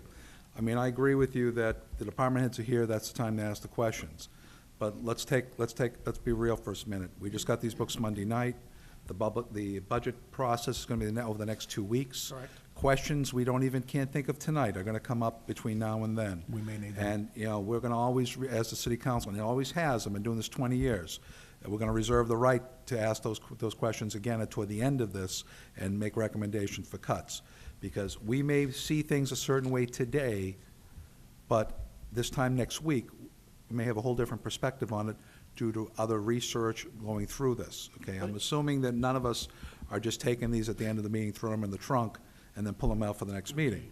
So, I mean, I agree with you, and as a courtesy, we're always gonna respect, if we're gonna make a recommendation for a cut, to run it by the department head. But to say that we can't or shouldn't, I don't consider it disingenuous. I think it's part of the fact-finding, part of the research process it takes. Because, let's face it, this is a rather large bit of information to absorb in a couple of days, while most of us work full-time in other areas as well. That's what we do up here, every one of us. So, I mean, I just want to be clear that, you know, before the end of this hearing, if I see something here that I don't agree with, that I'm looking at it from a different perspective, I'm going to ask that department head to come back up, and I'm going to make a recommendation to cut it. And I'm not going to feel that I'm being disingenuous to them. I would not recommend a cut behind their back, but let's face it, there's a lot of money involved here, and for due diligence, we don't know everything on these tonight. We're getting information and making those decisions, but as we absorb that information and bounce it off of other things, let's make sure that we're... I agree with that, Counselor. Yeah. The only thing I would say is, and I do agree with tonight, because it was such short notice from Monday night when we got the books, but certainly going forward, I mean, like I said, they're not all every night. I mean, the next time we meet is 5 days from now, and then we meet a week after that, and a few days after that, and if this thing doesn't get extended out. So we certainly, from the beginning of the process, when we actually get the budget books, which was May 16th to June 2nd, I mean, we're talking 2.5 weeks. Right, but I've found other situations where information from one department raises questions on other Correct. departments that have come up here and have brought things back in a different perspective. Correct. So that's why I want to Right. make it clear that this is not the end-all each when we meet with these No, people. that's correct. Not until the final vote is it the Right, end-all. but also too, is, and I agree with you right there, Counsel, but what I don't want to see happen, and I've seen it in the past, is that we regurgitate everything again, and we're bringing all the department heads up here again, and to ask questions, and then there's no cuts being made. The idea is that to keep, certainly you have the right to ask questions, but I think a lot of it certainly could be asked too. So for instance, if I have a specific question of, let's say, Mr. Matarazzo, I can certainly ask Mr. Matarazzo about that specific question, and have him come up here in front of us and sit here for an hour, wait to speak. That's what I don't want to see, like I said. Yeah, no, I think we're on the same Right. page. I just want to make sure the general public doesn't get the wrong idea No, that that's- we're that's only to correct. ask questions, make cuts while they're No. here, and at the end, we're just supposed to approve it. That's No, not the no. case. And then Thank you. also too is that, remember, there's members that are not here tonight, some, whatever, and I understand that, but they couldn't make it. But the idea is also too is that do we hold another whole meeting for them to come back and ask those same questions that could be asked over? That's what I don't want to get into, and I've seen that in the past. Right, but if that's the way it has to be, that's the way it has to be. No, That's no, why, that's Counsel, why no, these I committees have a... disagree. I disagree I mean, with you. no, That's- what I'm saying is, that's why these committees have a quorum. Right, I understand that. Okay, they're not a committee of the But to sit whole. back and come back and then say, well, I wasn't here, I was away, I'm sorry, I'd like to ask these questions now. I think it's also disingenuous because we all have a responsibility being here. Sometimes we can, sometimes we can't.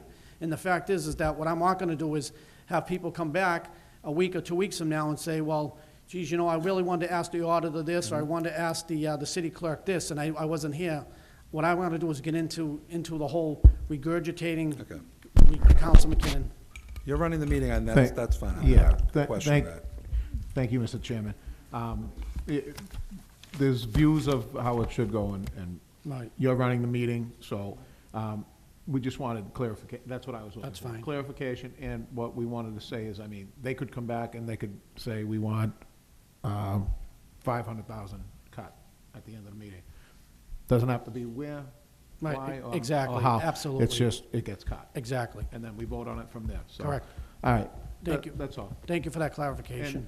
And actually, did you have something? Did you want to still speak, Counsel? You still have the No, floor. I'm all set. Thank you, Counsel, Mr. Counsel Chairman. DeFlorio. Mr. Chairman, I wanted to ask a general question, because that's gonna determine whether I wanna cut or don't wanna cut.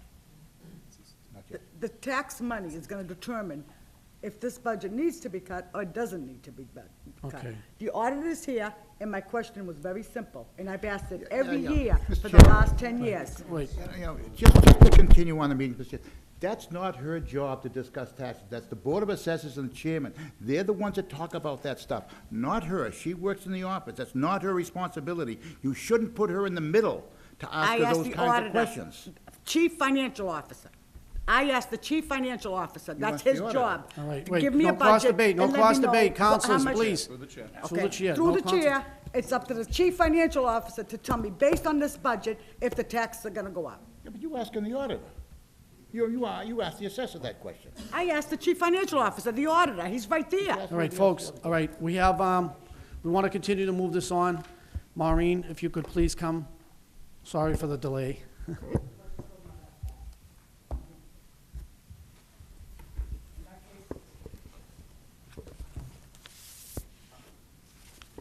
For the record, Hi, Maureen. we have Mrs. Maureen DePiero, who was formerly in the Register of Voters in the city clerk's office, so the public knows there's a new election commission office that'll be separately budgeted, and Mr. DePiero, thank you for appearing before us this evening.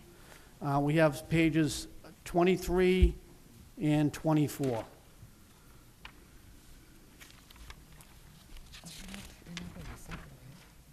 Anymore.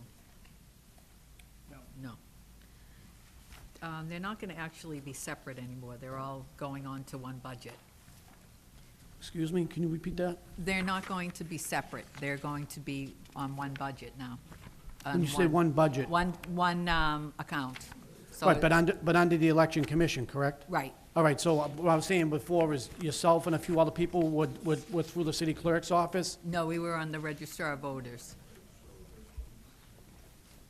Okay, yeah, so that was, thank you for that. There was pages 25 and 26, which are no longer funded anymore, same thing as the budget department. Right. So that's, even though it's still here, it's just showing you that everything's been taken out of there and moved into the, under the election commission. Any questions on page 23 or 24? Counsel McLaughlin. Under salaries, how many members of the Elections Commission is there going to be, Mr. Chairman? Through you two? There'll be a chairperson and then 3 commissioners. So 4 members total is gonna split the salary of $124,071. The stipend is 25,000 for the commissioners. Yes, so under page 23, it says Elections Commission. First line item, it says salaries. It's requested $124,071, and the mayor recommended the same. Okay, yeah. So $124,071, they're going to divide between 4 people. Counsel, if you, I don't mean to interrupt, but if you look at page 24, It breaks it down a little bit better. It breaks it down. Yeah, the different, you'll see the administrative register, principal clerk, and then there's election commission stipend for Okay. 25,000. So each member of the Elections Commission is going to make $25,000? No, No. that's a No, they're gonna total. divide 25,000 between them. Okay. The I thought you chairperson were will, gonna tell me that they were gonna make as much as the city council, okay. no, the Thank you for the chairperson will make clarification, 10. I apologize. Okay. Any other questions, Counselor?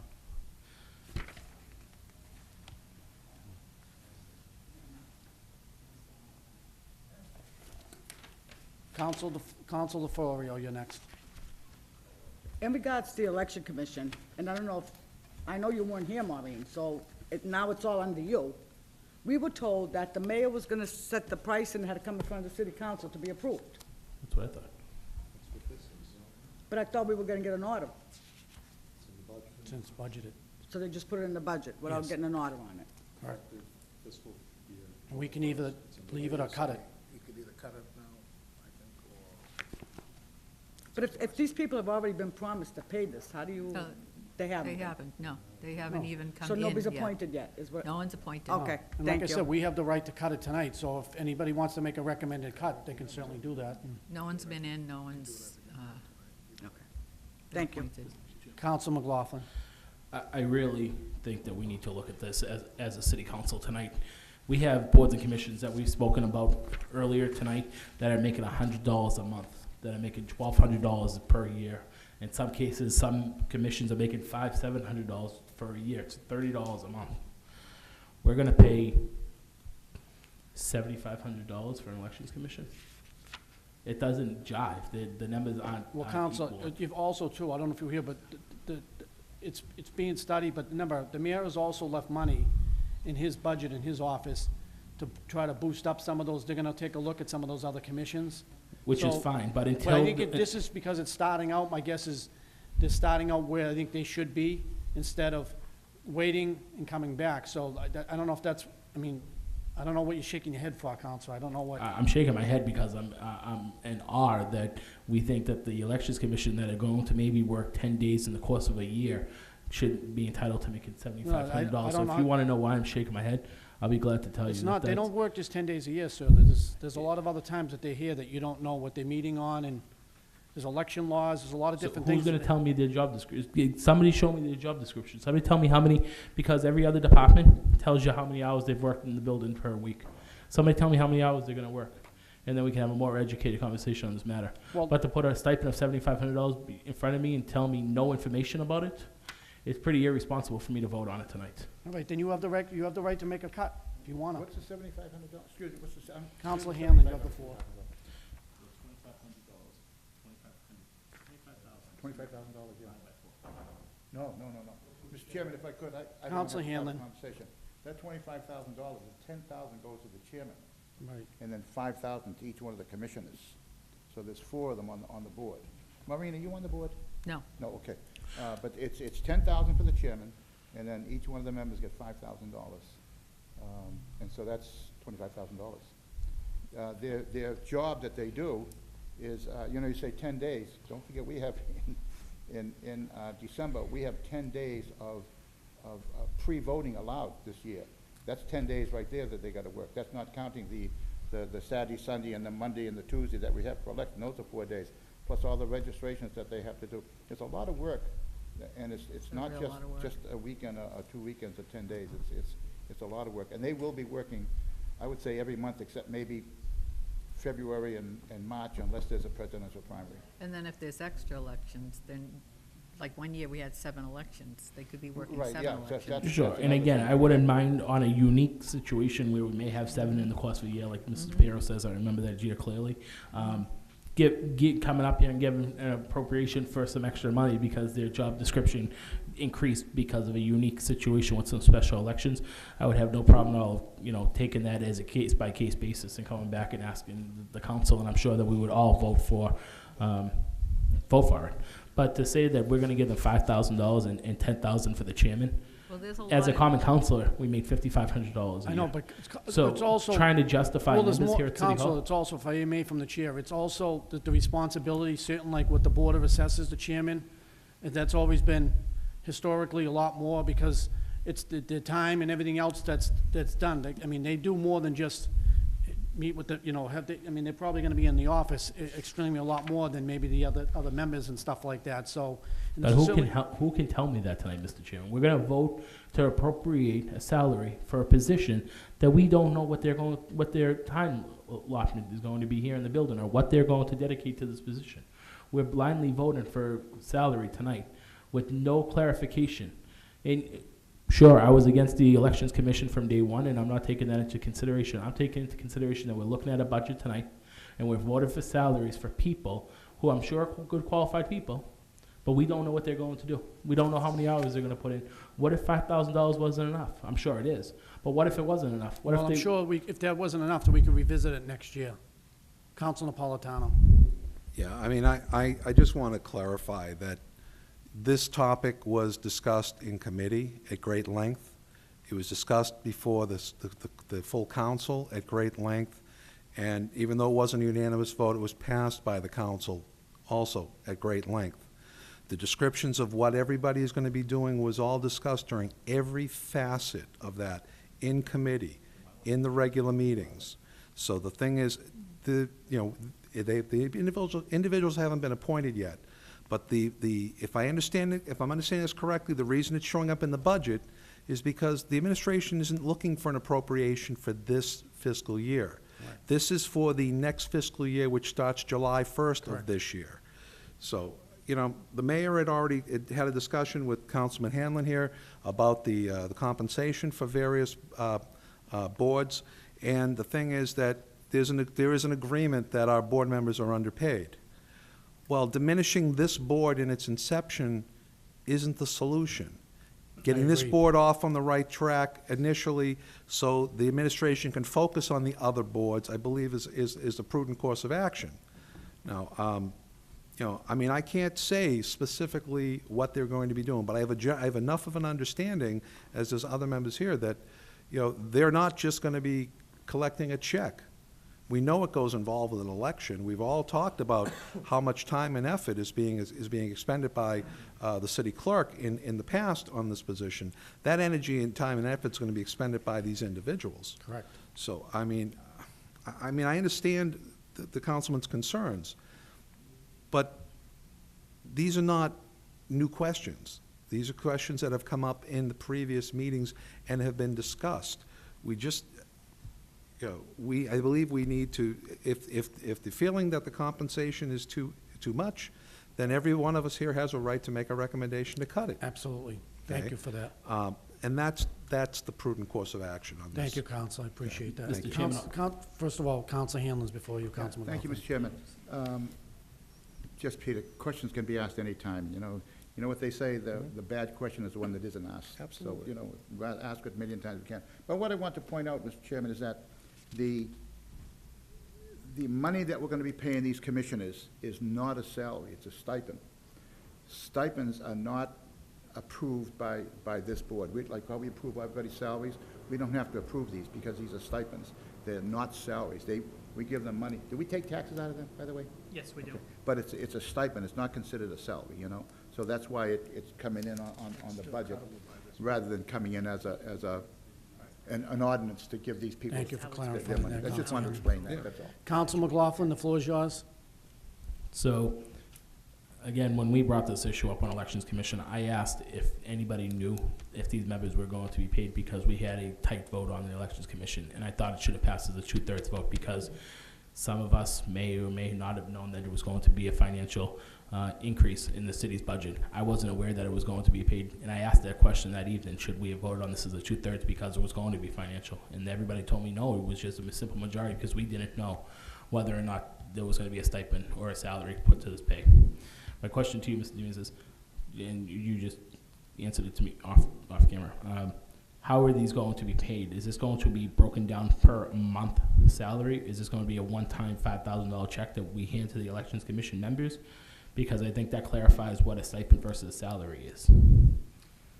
I don't know if it's been determined determined as to the frequency and how this stipend is gonna be paid out, whether it's gonna be quarterly, semi-annually, or a one-time, once-a-year payment. What I can tell you is, it's not intended to be paid out on a weekly basis, as all the other salary employees would be paid out.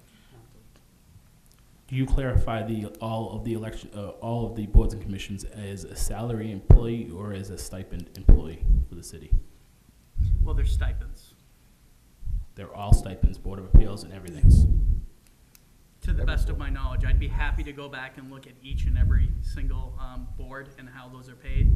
I don't have that information right in front of me. My recollection is As the they're CFO, stipend. I would ask you to go back and to do that homework for me and to be able to get that answer from me. Counsel, I would be believe, happy to. I could be wrong, but I do believe that from looking in past, Ms. Hurley, if you want to add to this, you have something? I just wanted to say they're all paid as stipend. And if you look in your books, you'll see under each personal services page, stipend. That's what's paid to every Board or commission and member. board member. That's what happens when we skip it's a once big a section of month. the budget, I guess. I didn't look at each of those pages, so I apologize when we went through boards and commissions. Thank you for that update, we appreciate it. Counsel, you all set? Thank you, Warren. Any recommendations at all? Counsel Hanlon, anybody? I'm gonna make a Cuts? recommendation that we cut the salary line item by $10,000. Do we have a second? Could you repeat that motion for me, please? The council is asking that we cut the salary line item in the election commission by $10,000. We have a second? Second. Okay, we need a vote.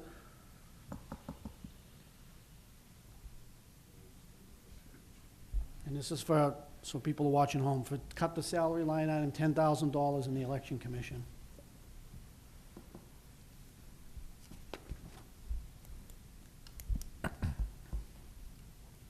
Mr. Chairman, on the motion, we Counsel haven't Hanlon. taken a vote yet, right? Nope, On the Counsel motion. Hanlon. Are we talking about the four positions that are on page 24? No, he said salaries. That's salaries. Oh, yeah, I'm sorry. We're talking about those four positions? Yes. Stipend. Page 23, it says salaries of the elections commission, but it breaks it down, page 24, before individuals. Okay, but that's the four you want to cut up on top of the page, on That's what he top of said, page 24? salaries. That's the commission. Huh?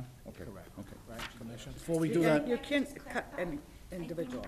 No. Mr. Counselor, if you're cutting, you want to look at election commission stipend. It's on the So you want to bottom. cut the stipend. It's not under salaries. It's under stipend. It's under stipend. Stipend. that's why I'm saying. Thank you, Mrs. Hurley. Hurley, I apologize. Thank I've you. known her a long time, I That's apologize. right. Counsel, so you're looking to do it under stipend and not salaries? Under stipend, correct. Okay, so you want to, you withdraw your, I motion? withdraw my motion to cut to 10,000 by salaries and add to 10,000 in stipends. Okay, we have a second to cut the stipend. Second. Second, Mr. Clerk, cut 10,000 from the stipend under the election commission. That's page 24. Yes. All right, Counselor DeFlorio. Yes. Counselor, John? No, sorry. Counselor Mangan. No. Counselor McLaughlin. Yes. Counselor McKinnon. Yes. And Counselor Simonelli. All the time. I got him next. Yes. I know. And Counselor Napolitano. No. Yeah, 3 yeas, 4 nays. 3 yeas, 4 nays, the motion fails. Mr. Piero, anybody else, any other, thank you for appearing. You're welcome. We have, Ms. Colleen Mahia. Colleen, if you're the city solicitor, if you'd like to appear in front of us. Pages 15 and 16 in your budget books.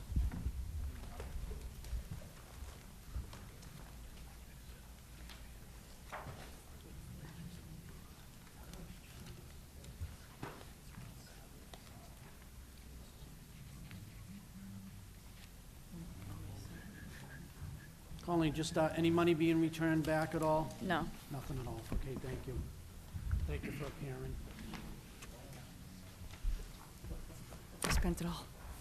Page 15, please.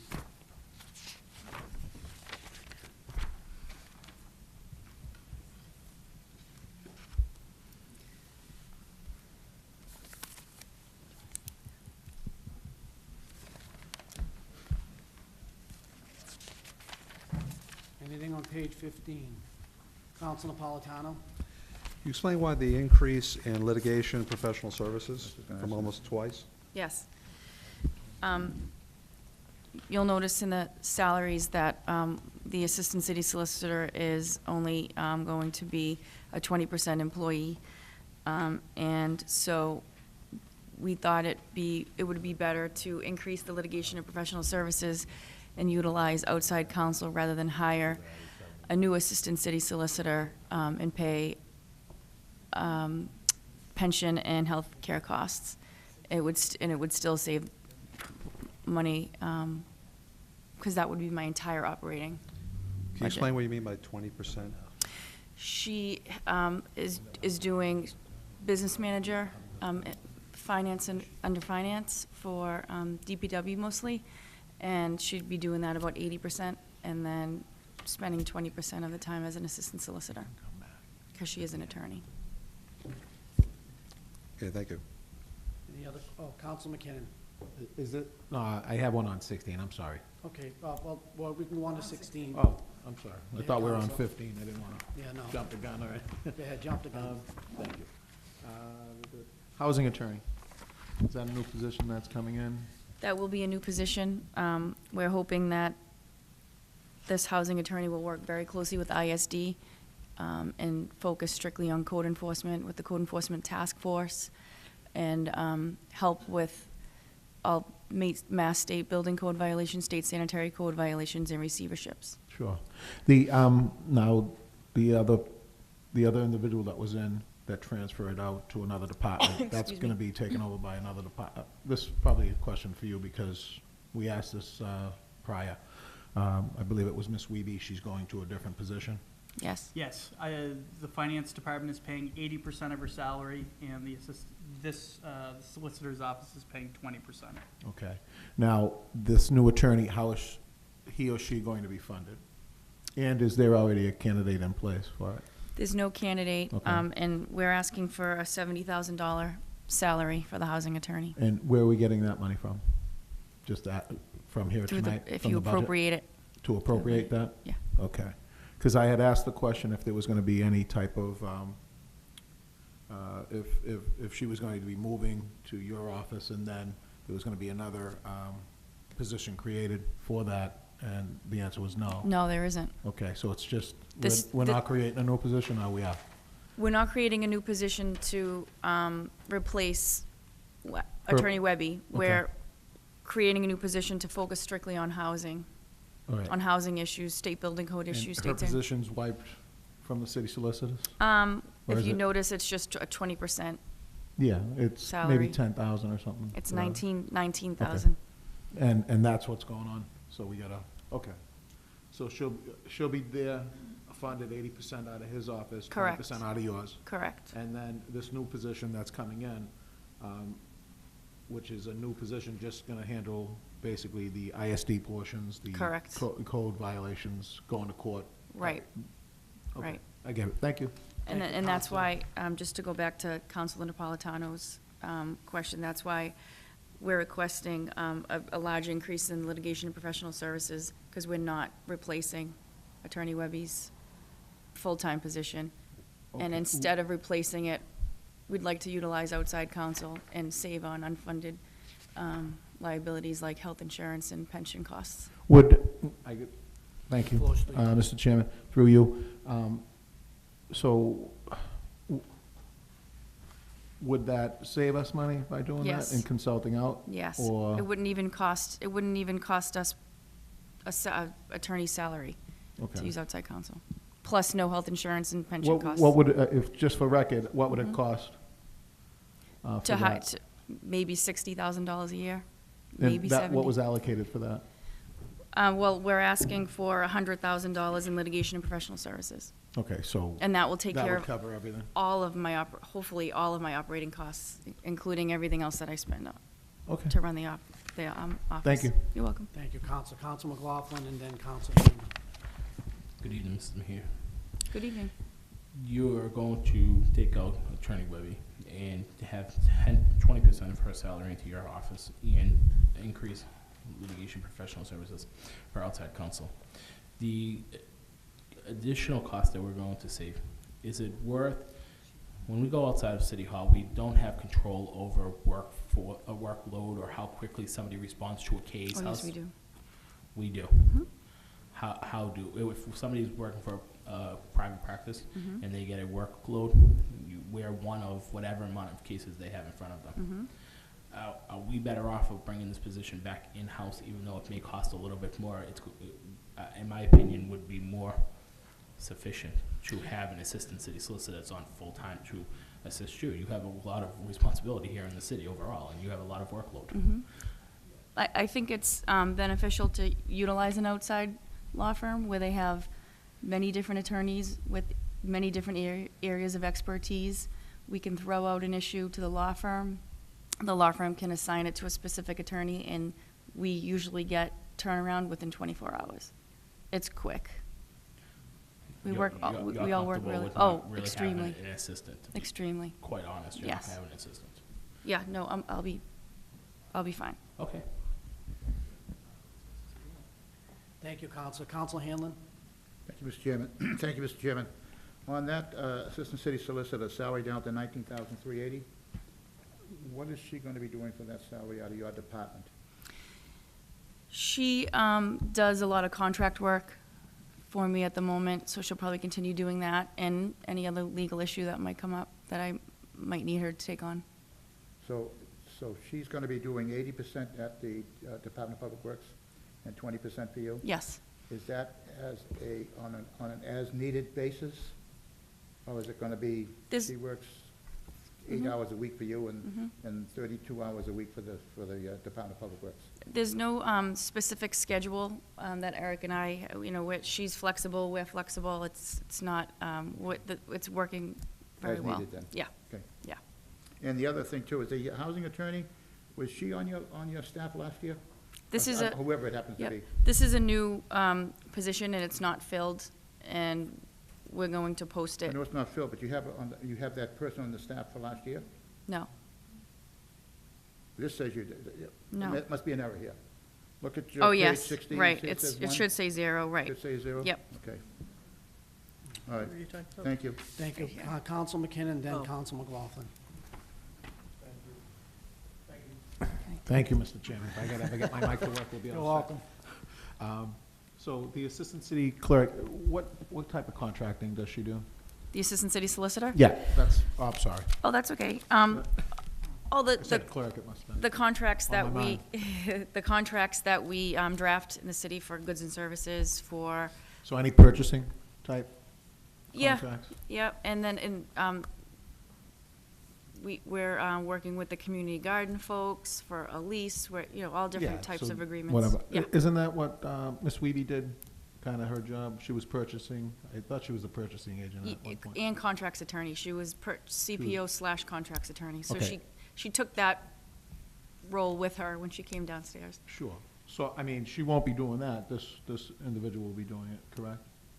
The contracts? Yeah. Or will she be She'll continue overseeing to it? do that, Oh, and then okay. other legal issues that. I just want to make sure you're all set, that's why. Oh, yeah.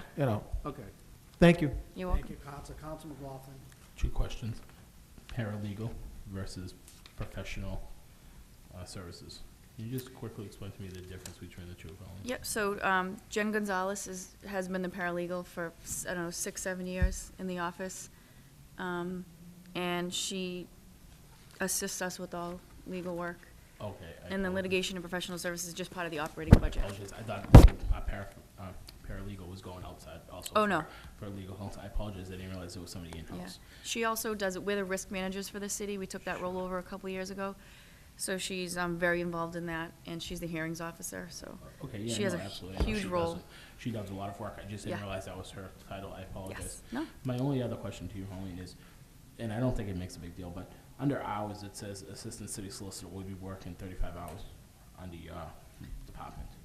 Should we clarify where her hours are going to come from so that we know she's going to be, as Councilor Hamlin said, 32 hours in DPW and 8 hours in the solicitor's office? We'll prorate the hours on both sheets. Okay, thank you. Any other questions? Any recommendations or cuts or anything? Seeing none, thank you for appearing. Thank you. What's that? Page 89. Oh, yes. Oh, I'm Oh, yeah, sorry. the insurance. I didn't see that.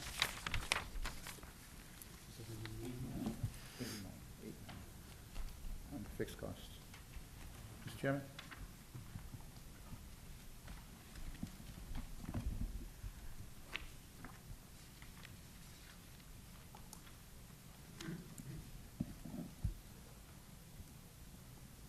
This is the property liability insurance. Counselor Hanlon. Thank you, Mr. Chairman. Through you to city solicitor. I don't know what it is. That's $1.4 million was for the insurance. Who does that cover? That covers all I of know the, it's property damage, right, but it covers people too, right? yes, it's all employment liability, property liability, automobile, things like lawn mowers, snow blowers, things like, everything. Equipment, inland, I think it's called If our inland auditor marine. does something wrong and he's sued, that's the, we protect him out of that fund? Yes. Okay. If And someone the on school city department, too. council Or the city council itself is sued for something? Yes. Not giving a license or something? That's where it comes from? Okay. Yes. Just want to see where we were covered. Okay. Recommendations? Any recommendations? Seeing none, thank you for appearing. You're Mr. welcome. The last one we have is our own president, Counsel John Hanlon, pages 1 and 2.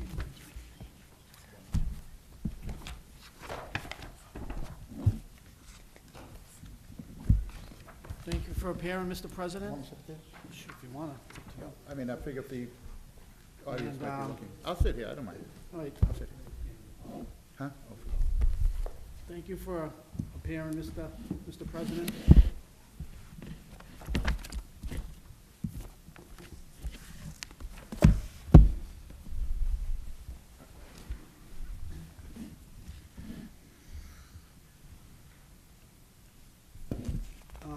Any questions on page 1?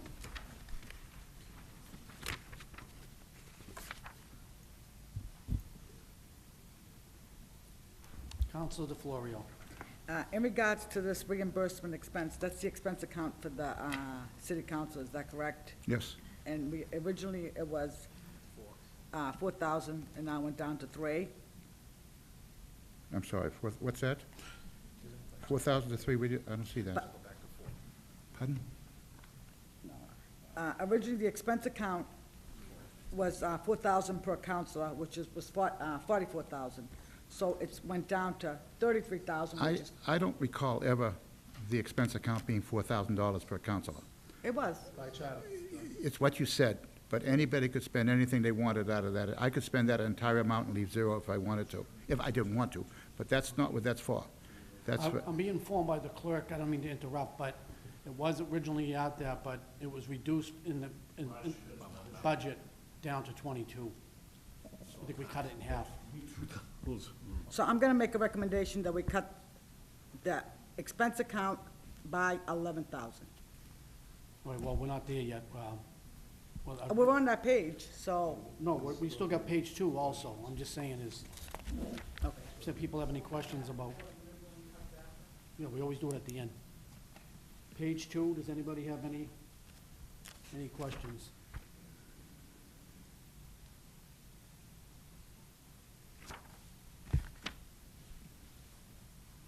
Counselor Hanlon, before we get there, I just have a question for you. Under the new, I know that the assistant city clerk is working on with the computers and stuff like that. Correct me if I'm wrong, does that come out of expense account? yes. It All came right. out of our expense account. Okay, Yes, it did. all right, so. All right, and that was, do we know what the total amount of that was? I know all the councils have a memo in the mailbox that was just put there, Not sure, but I think it was 1,600 per counselor, I think. I'm not sure on that. and that's including the computer, the software that's needed for the computer, and some Yeah, other. the covers, the pages, the stylus, everything that you could possibly imagine on that, Okay. you know? Thank you. It doesn't cover anything in the future, in case there's future programs or something like that. Doesn't cover anything like that. It covers Mr. Demus, exactly what we get. You saw it in there, like, so I assume that that's coming out of the, it's coming out of the the expense account, that thing's gonna be billed through the expense account for those computers and Yes, stuff like that? yes. Yes, Okay, thank you. Oh, I'm sorry, was he asking you that question? quite okay. Sorry.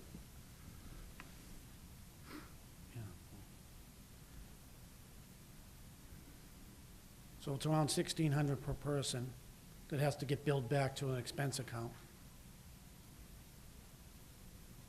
Okay, any, at this time, any recommendations? Any recommendations?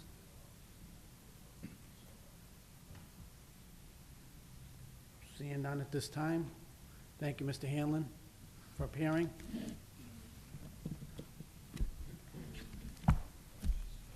Rosa, do you? Okay, I can't take my figures, I don't have enough time, I'll do it next time, I'm sorry.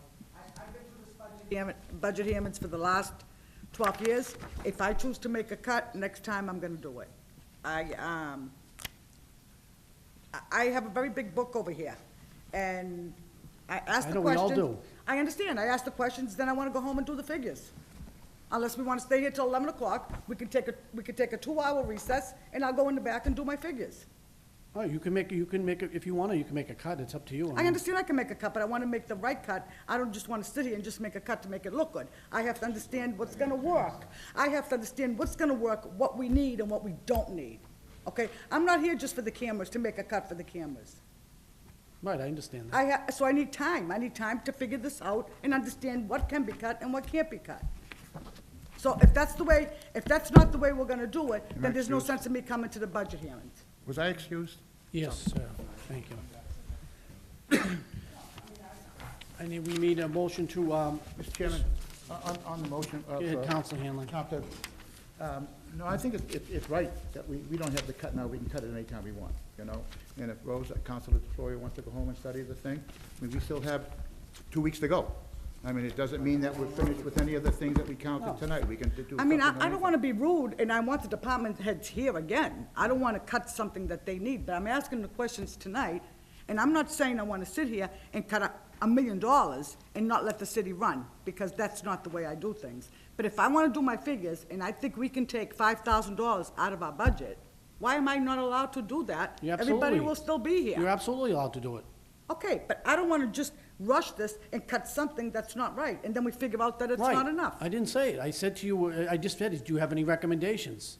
I don't have the recommendations Right, now, but so that's but you fine. also said that you don't want us to cut later on. No, I didn't say that. I just said to you, because even Council Napolitano said at some point we may have to have these people back. What my thing was is that I didn't want people that weren't here to come back and ask those same questions that were already asked and being redundant. And that's what happened in years past. I don't want to see that. I want to see it flow smoothly. And certainly at the end of the budget council, if you feel like you want to cut $5,000 as an example out of the election, out of the city council, you can have Mr. Hanlon come right up in front of us and at the end, and you can make that recommendation. Right, but we also have to give our colleagues the courtesy to come over here. Maybe they do have other questions. Oh, I mean, certainly people have do get questions, sick, but and- I understand that. But we also, for instance, Council, this is a budget, this is a committee meeting, okay? The idea is that when we have committee meetings, just like the committee of the whole, okay? Some of us can make it, some of us can't. We have those other committees where only four people are on there. The idea is that it's what the committee's doing, okay? And then they report back out. But the idea is in order to ask the questions, and I understand people can't make every meeting. They're sick, things come up, they're on vacation, and there's family things, I understand that. But the idea is to come back and rehash all the same questions. That's what I don't want to get into, is rehashing the same questions that maybe Councilor McKinnon or Councilor Napolitano asked tonight. I don't want to get in there and have the council saying, well, I wasn't there that night, and I want to know what, I want. But that's their right. That's their right. They get elected like everybody else. I know, but that's also. People get sick, Council Capone is always here, and I'm gonna use a name which I normally don't use. His daughter is receiving an award from the Cardinal. He doesn't have the right to miss that. Absolutely. And we're gonna tell him that he can't come back and ask questions? No, he certainly can't come back and ask questions. What if but- he asks the same questions again? He doesn't know what But questions the were idea is, asked tonight. Council, but I understand that, but it's also, we also have a responsibility to not have, waste people's time to keep coming back up here and asking the same questions over. And I don't use Council Capone, but anybody that wasn't here that wants to come back up and ask Ms. Mejia or somebody else the same exact questions that were already asked tonight, Right. Can I Councilman, make a before we leave, I'm gonna make a motion that all these department heads come back up again every budget hearing. Councilman McLaughlin, you got the floor. Two comments that I'd like to make. One is, I personally am a little disappointed that we got our budget books on Monday evening and we're having a budget committee meeting 48 hours later. It doesn't really give us enough time to dissect 72, this. just for the 72, record. excuse me, I apologize. Doesn't really give us enough time to dissect this budget. It's a big budget. There's a lot of numbers. I would also like to make a motion that Councilor DeFlorio just said, that we ask all the department heads that were here tonight to come back before us. 72 hours, in my opinion, doesn't give me enough time to digest all the pages that we need to review. Unfortunately, we should have held off another week, but because of scheduling with a lot of other stuff going on, we had to do it tonight.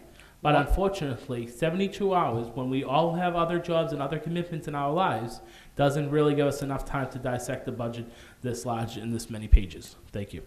I understand it, Counselor, but again, as I get to the thing, and I understand it's a lot, but we're not doing the whole budget. We're doing a quarter of the budget tonight. And again, if we want to make our city council positions a full-time position, I'll stay here all day long and study this budget book and be prepared for the meetings. But you know what? Our jobs aren't here as city councilors full-time. We don't have an office in the building. We're not here full-time. We're here a couple hours per night, a couple times a week. Okay, so to say that we have enough time within 72 hours, I respectfully disagree with you or anybody else that may say that we do. I don't think we do. Thank you for that. Councilman Napolitano. Mr. Chairman, all right, I think we as a body and as a cohesive body are going in a wrong direction here. I think the best step at this point is we've finished our deliberations with the members that were on the agenda for tonight.